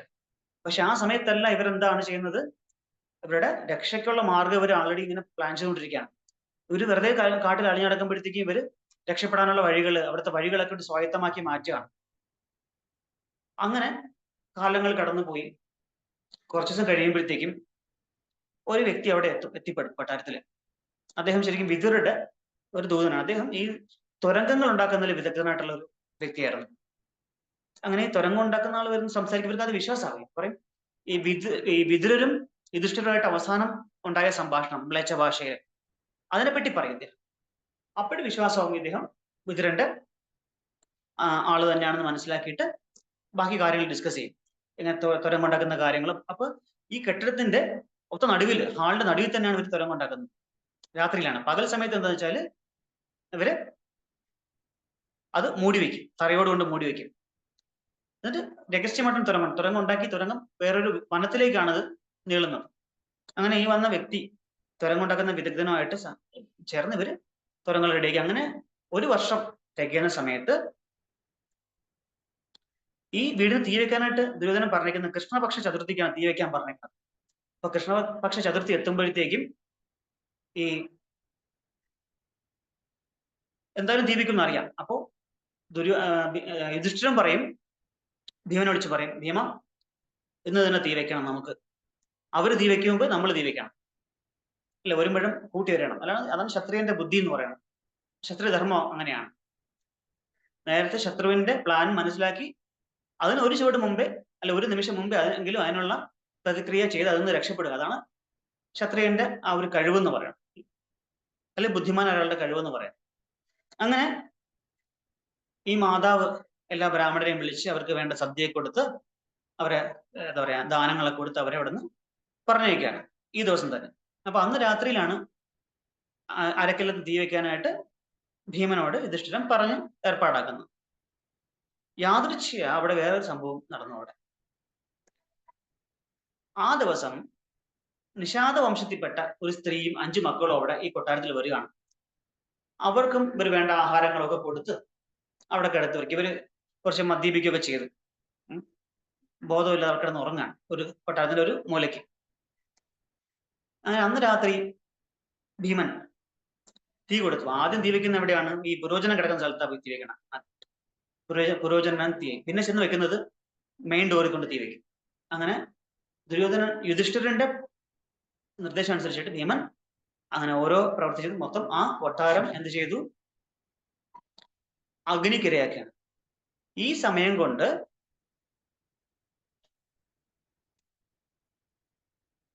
ഇവര് നേരത്തെ ഉണ്ടാക്കിയ ആ ഹാളിന് നടുക്ക് ഉണ്ടാക്കിയ ആ ഒരു തുരങ്കത്തിലൂടെ രക്ഷപ്പെടുകയാണ്. പുരോചനൻ തീയിൽ വെന്ത് മരിക്കും. ഈ തക്കം നോക്കി ഇവര് തുരങ്കം വഴി രക്ഷപ്പെടുകയും അതിന് മുന്നോടിയായിട്ട് ഇതിന്റെ ആ ഒരു വാതിൽ അടച്ചു വെക്കുകയും ചെയ്യും. ആർക്കും മനസ്സിലാവാത്ത രീതിയിൽ അടച്ചു വെക്കുകയും ചെയ്യും. നമുക്കതിൽ കാണാൻ പറ്റുന്നുണ്ട് ഭീമൻ അവിടെ തീ വെക്കുന്നതും. അങ്ങനെ ആ തുരങ്കം വഴി ഇവരിങ്ങനെ യാത്ര ചെയ്ത് ഒരു കാട്ടിലേക്കാണ് ഇവർ ചെന്നെത്തുന്നത്. ആ കാട്ടിലെത്തുന്ന സമയത്ത് ഇവർക്ക് നേരത്തെ തന്നെ കാടും ഒരു അറിയാം. കാരണം ഇവർ നേരത്തെ ഇതൊക്കെ കണ്ടുവച്ചിരുന്നതുകൊണ്ട് ഇവർക്ക് രക്ഷപ്പെടുന്ന മാർഗം ഒരുവിധം ഒരു ഐഡിയ ഉണ്ട് ഇവർക്ക്. അങ്ങനെ പോകുന്ന സമയത്ത് കുറച്ചു ദൂരം പോകുമ്പോഴത്തേക്കും ഇവര് ക്ഷീണിക്കും. ആർക്കും നടക്കാനൊന്നും പറ്റാത്ത അവസ്ഥയാവും. അപ്പോ ഈ ഭീമൻ എന്ന് വെച്ചാൽ ഭീമപരാക്രമനല്ലേ. ഭീമൻ സ്വന്തം മാതാവിനെ തോളിലെടുക്കും. നകുല സഹദേവന്മാർ തന്റെ ഒക്കത്തെടുക്കും, അല്ലെ? എന്നിട്ട് അർജുനനെയും യുധിഷ്ഠിരനെയും കൈകളിലെടുക്കും. കൈകളിലെടുത്ത് ചുമക്കും. അങ്ങനെ ഈ ബാക്കി 5 പേരെയായിട്ട് ചുമന്നുകൊണ്ടാണ് പോകുന്നത്. ഭീമൻ പോകുന്ന വളരെ വിശദമായിട്ട് മൂലഗ്രന്ഥത്തിൽ പറയുന്നുണ്ട്. മുമ്പിൽ കാണുന്ന മരങ്ങളൊക്കെ സ്വന്തം നെഞ്ചുകൊണ്ട് തട്ടി മാറ്റി, ഇടിച്ചു മാറ്റി, വളരെ ശക്തമായ കാൽവെപ്പോടുകൂടി ഭൂമിയിൽ കൊണ്ടാവുന്ന കുലുങ്ങുന്ന അത്രയും ഒരു ദൃഢമായ ഒരു ചുവടുവെപ്പോടുകൂടി അദ്ദേഹം മുമ്പോട്ട് പോകുന്നത്. വളരെ ശ്രദ്ധാലുവായിട്ട്. കാരണം കാട്ടിക്കൂടെ പോവാണല്ലോ. അങ്ങനെ ഇവരെയും ചുമന്നുകൊണ്ട് ഇങ്ങനെ നടക്കുകയാണ്. നടന്ന് ഗംഗാതീരത്ത് എത്തുമ്പോൾ പിന്നെ എന്ത് ചെയ്യുമെന്ന് അറിയില്ല. ഗംഗയുടെ ആഴമൊക്കെ അളന്ന് നോക്കും. പക്ഷെ ഇവർക്ക് അങ്ങനെ രക്ഷപ്പെടാനോ അല്ലെങ്കിൽ അങ്ങനെ നീന്തിപ്പോകാൻ പറ്റുന്ന തരത്തിലുള്ള ഒരു ആഴമല്ല അവിടെ നിന്ന് അപ്പോൾ ഉണ്ടായിരുന്നത്. അങ്ങനെ ഉടൻ തന്നെ അവിടെ ഒരു വേറൊരു വ്യക്തിയോട് എത്തുകയാണ്. അതും വിതുരരുടെ ഒരു ചാരനായിരുന്നു. ഇവര് അവിടെ നിന്ന് ഈ തുരങ്കം വഴി രക്ഷപ്പെടുന്നതിന് മുന്നായിട്ട് ബ്രാഹ്മണ വേഷമാണ് ധരിക്കുന്നത്. ക്ഷത്രിയന്മാരുടെ വേഷമല്ല, സാധാരണ ബ്രാഹ്മണ വേഷമാണ്. കാരണം ഈ ദുര്യോധനന്റെ ചാരന്മാരുടെ കണ്ണിപ്പെടാതിരിക്കാൻ, അല്ലെങ്കിൽ അവർക്ക് മനസ്സിലാവാതിരിക്കാനായിട്ട് രാജകുമാരന്മാരുടെ വേഷഭൂഷ അതിലൊക്കെ മാറ്റിയിട്ട് ഇവര് ബ്രാഹ്മണ കുമാരന്മാരായിട്ടാണ് ഇവര് അവിടെ നിന്ന് രക്ഷപ്പെടുന്നത്.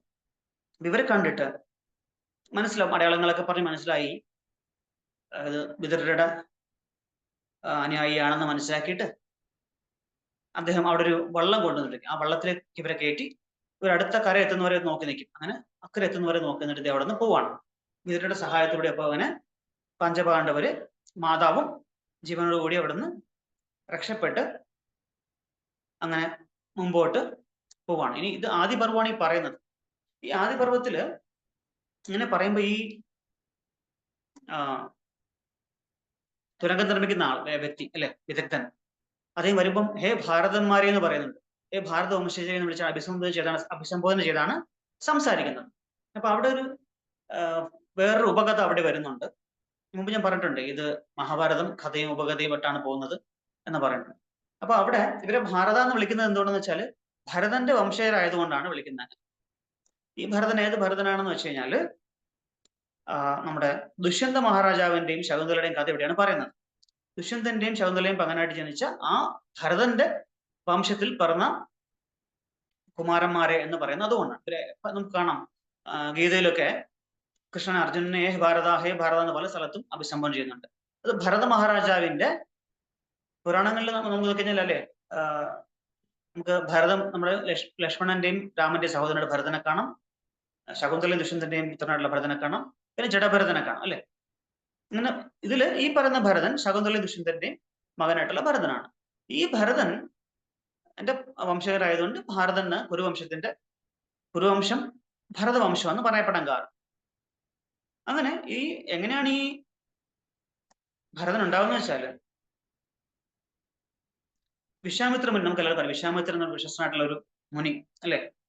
ആ മുനി തപസ്സനുഷ്ഠിക്കും. ആര് തപസ്സനുഷ്ഠിച്ചാലും നമ്മുടെ ഇന്ദ്രന് പ്രശ്നമാണ്. ഇത് എന്നെയാണോ, എന്നെ ഉദ്ദേശിച്ചാണോ, എന്നെ നശിപ്പിക്കാനോ എന്ന ചിന്ത അല്ലെ, ആ ചിന്തയാണ് എപ്പോഴും. അങ്ങനെ ഈ തപസ്, അത്യുഗ്രമായിട്ട് തപസ്, ആര് ഭൂമി തപസ് ചെയ്താലും അതിന്റെ ചൂട്, അതിന്റെ ഒരു പ്രഭാവം എത്തുന്നത് ഇന്ദ്രലോകത്താണ്. ഇന്ദ്രനോട് ഇരിക്കപ്രതി ഉണ്ടാവില്ല. അങ്ങനെ അദ്ദേഹം ഈ തപസ് മുടക്കാനായിട്ട് മേനക എന്ന് പറയുന്ന വിശേഷപ്പെട്ട അപ്സരസിനെ അവിടെ നിന്ന് പറഞ്ഞേക്കാം. അങ്ങനെ അപ്സരസ് വന്ന് ഇവിടെ നൃത്തം ചെയ്യും. അപ്സരസിന്റെ ആ ഒരു രൂപലാവണ്യത്തില് ഒക്കെ എങ്ങനെയോ വീണുപോയി വിശ്വാമിത്രൻ. അങ്ങനെ അദ്ദേഹത്തിന്റെ പുത്രിയായിട്ട് ഒരു കന്യക ജനിക്കുകയാണ്. ഇവർക്ക് തമ്മിൽ, അതായത് മേനകയ്ക്കും വിശ്വാമിത്രനും ഒരു പുത്രി ജനിക്കുകയാണ്. അങ്ങനെ പുത്രിയും കൊണ്ട് തിരിച്ച് മേനയ്ക്ക് പോകാൻ പറ്റില്ല അവിടേക്ക്. കാരണം അവിടെ കേട്ടില്ല, വിസ വേണമല്ലോ അല്ലെ എന്ന് പറയുമ്പോൾ വിസയിൽ അവിടെ കേട്ടില്ല. കാരണം അവിടെ നിന്ന് ഒറ്റയ്ക്കല്ലേ വന്നത്. അപ്പൊ ഇവിടുന്ന് ആരെയും കൊണ്ട് അങ്ങോട്ട് പോകാൻ പറ്റില്ല, ഇന്ദ്രൻ അവിടെ കേട്ടില്ല. അപ്പൊ കുട്ടി അവിടെ ഉപേക്ഷിക്കും. അവൻ ഈ കുട്ടി അനാഥമായിട്ട് കാട്ടിൽ ഉപേക്ഷിക്കപ്പെട്ട കുട്ടിയെ ശകുന്ത പക്ഷികൾ ഒരു പക്ഷികളാണ്. ആ പക്ഷികൾക്ക് പൊതുവെ ശകുന്ത എന്നൊരു പേരുണ്ട് സംസ്കൃതത്തിൽ. അപ്പൊ പ്രത്യേകതരം പക്ഷികൾ എടുത്ത് കാവൽ നിന്ന് അതിന് തീറ്റിപ്പോറ്റി ആ കുട്ടിയെ കുറച്ച് സംരക്ഷിക്കുന്ന ആ ഒരു സാഹചര്യത്തിലാണ് കണ്ണുമുനിയുടെ ആശ്രമത്തിനരികെയാണ്. അങ്ങനെ കണ്ണുമുനി ഇത് കണ്ടെത്തുകയും അദ്ദേഹം കാണുമ്പോൾ തന്നെ ഈ പക്ഷികളാൽ വലയം ചെയ്യപ്പെട്ട ഈ കുട്ടിയെ ശകുന്തള എന്ന പേരോടുകൂടി എടുത്തു വളർത്തുകയാണ് ചെയ്യുന്നത്. അങ്ങനെ ആ കുട്ടി വളർന്നു. ഈ കണ്ണുആശ്രമം എന്ന് പറഞ്ഞാൽ മൃഗങ്ങളാൽ സംരക്ഷിക്കപ്പെടുന്ന ആശ്രമമാണ്. അപ്പോൾ അവിടെ ഇങ്ങനെ കുട്ടി വളർന്ന ഒരു സമയത്ത് ഒരു കന്യകയായി മാറും, യുവതിയായിട്ട് മാറുന്ന സമയത്ത്, അല്ലെ കുമാരിയായിട്ട് മാറുന്ന സമയത്ത് ഈ ഇദ്ദേഹത്തിനെ കാണാനായിട്ട് ദുഷ്യന്തൻ എന്ന രാജാവ് അവിടേക്ക് വരികയാണ്. കുരുവംശ രാജാവാണ്. അപ്പോൾ ഇദ്ദേഹം അവിടെ ഉണ്ടാവില്ല. അദ്ദേഹത്തിന്റെ പുത്രിയും അവരുടെ സഖികളും അവിടെ ഉണ്ടായിരിക്കും. അങ്ങനെ ഈ പുത്രിയെ കണ്ട് കുറെ ബൈബിളിന്റെ വിശദീകരിച്ചിട്ട് ഈ അഭിജ്ഞാന ശാകുന്തളത്തില് കാളിദാസൻ വിശദീകരിക്കുന്നുണ്ട്. ഈ ഒരു സംഭവത്തിന് എഴുതാൻ അദ്ദേഹം കാവ്യമാക്കി മാറ്റി. നമ്മളിപ്പോൾ അത്രയും ഡീറ്റെയിലോട്ടൊന്നും പോകേണ്ട ആവശ്യമില്ല. അങ്ങനെ ഇവർ തമ്മിൽ കണ്ടുമുട്ടുകയും ഗാന്ധർവ വിധി പ്രകാരം വിവാഹിതരാവുകയും ചെയ്യാണ്.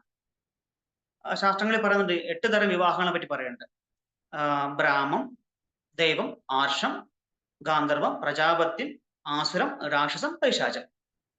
ഇതില് ഒന്നാമത്തെ ബ്രഹ്മം എന്ന് പറഞ്ഞാല് ഒരു തരത്തിലുള്ള ധനമോ ഒന്നും ഇതിനകത്ത് ഉൾപ്പെടുന്നില്ല, കൊടുക്കല് വാങ്ങലോ ഒന്നുമില്ല. ഒരു പെൺകുട്ടി ഒരു യുവാവും അവര് എന്താ പറയാ വിവാഹം കഴിച്ച് അങ്ങ് വിടുന്ന ഒരു അവസ്ഥ ഇതാണ്. അതിൽ പ്രത്യേകിച്ച് കൊടുക്കൽ വാങ്ങലുകളൊന്നുമില്ല. അതാണ് ബ്രഹ്മം. രണ്ടാമത്തേത് ദൈവം,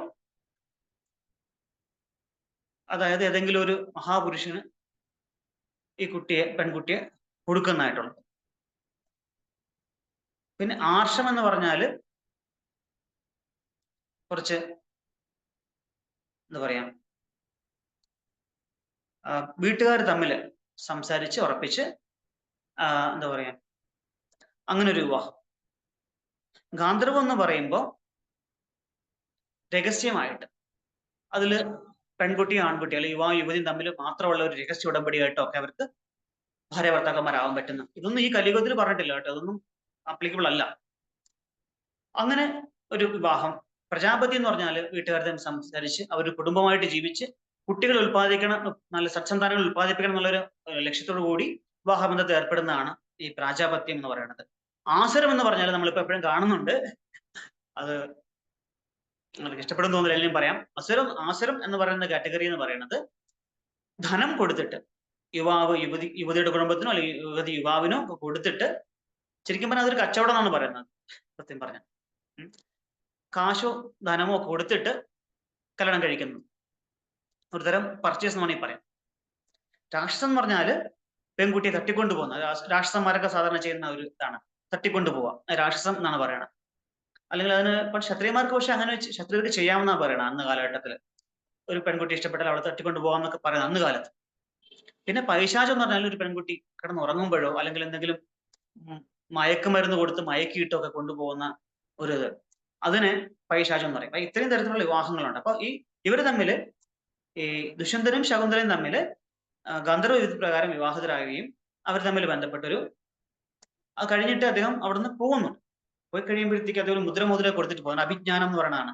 മുദ്ര കണ്ടിട്ട് തിരിച്ചറിയപ്പെടുക എന്നാണ് അഭിജ്ഞാനം എന്ന് പറയുന്നത്. അതൊന്ന് അഭിജ്ഞാന ശകുന്തളം എന്ന് പറയുന്നത്. അപ്പൊ മുദ്ര കൊടുത്തിട്ട് പോകും. മുദ്ര യാദൃശ്യമായിട്ട് നഷ്ടപ്പെടുകയും പിന്നീട് ഈ കുട്ടി നല്ലൊരു തേജസ്വിയായിട്ടുള്ള കുട്ടി ജനിക്കുകയും ആ കുട്ടിയും കൊണ്ട് 6 വയസ്സാകുമ്പോൾ കണ്വൻ ഈ പിതാവിനെ കാണിക്കാൻ കൊണ്ടുപോകുമ്പോൾ അദ്ദേഹം അത് എല്ലാം മറന്നുപോവുകയും തിരിച്ചറിയാൻ പറ്റാത്ത അവസ്ഥയാകുകയും അപ്പൊ ഇവര് ദുഃഖത്തോട് തിരിച്ചു വരികയും പിന്നീട് കാലക്രമേണ ഒരു മുക്കുവൻ മത്സ്യത്തിനെ പിടിക്കുമ്പോൾ അതിന് കിട്ടുന്ന മോതിരം കൊണ്ട് ദുഷ്യന്തനെ കാണിക്കുകയും ദുഷ്യന്തന കാര്യങ്ങൾക്ക് ഓർമ്മ വരികയും സ്വന്തം പരിവാരങ്ങളായിട്ട് പോയി ഭാര്യയും മകനെയും സ്വീകരിച്ച് ആ മകനെ രാജകുമാരനായിട്ട് വാഴിക്കുകയും ചെയ്യുന്ന ഒരു യുവരാജാവായിട്ട് വാഴിക്കുകയും ചെയ്യുന്ന ഒരു, അതാണ് ഈ ചുരുക്കി പറയുന്നതാണിത്. നമുക്ക് ഇന്നത്തേക്ക് ഇവിടെ നിർത്താൻ സമയമായി. അതുകൊണ്ട് ഇത് ചുരുക്കി പറയാം. ഇത്രയേ ഉള്ളൂ. ഡീറ്റെയിൽ ആയിട്ടൊന്നും പോകേണ്ട കാര്യം, എല്ലാവർക്കും അറിയുന്ന കഥയാണിത്. അങ്ങനെ ആണ് മഹാ തേജസ്വിയായിട്ടുള്ള ആ കുമാരൻ ആണ് പിന്നീട് ഭരത മഹാരാജാവ് എന്ന് പറഞ്ഞിട്ട് ഭാരതം മുഴുവൻ, ഈ ഭാരതം മുഴുവൻ എന്ന് വെച്ചാൽ അന്ന് കാലത്ത് ഭാരതവർഷം ഭൂമി മൊത്തം, ഭൂമിയുടെ മൊത്തം അധിപനായിട്ട് രാജ്യം ഭരിച്ചിരുന്നു എന്നാണ് പറയുന്നത്. അങ്ങനെയാണ് ഈ ഭൂമിക്ക് നമ്മുടെ ഈ ദേശത്തിന് ഭാരതം എന്ന പേര് വന്നത് ആ രാജാവിൽ നിന്നാണ്. ഹരേ കൃഷ്ണ. നമുക്ക് ഇന്ന് അവിടെ നിർത്താം. ഹരേ കൃഷ്ണ.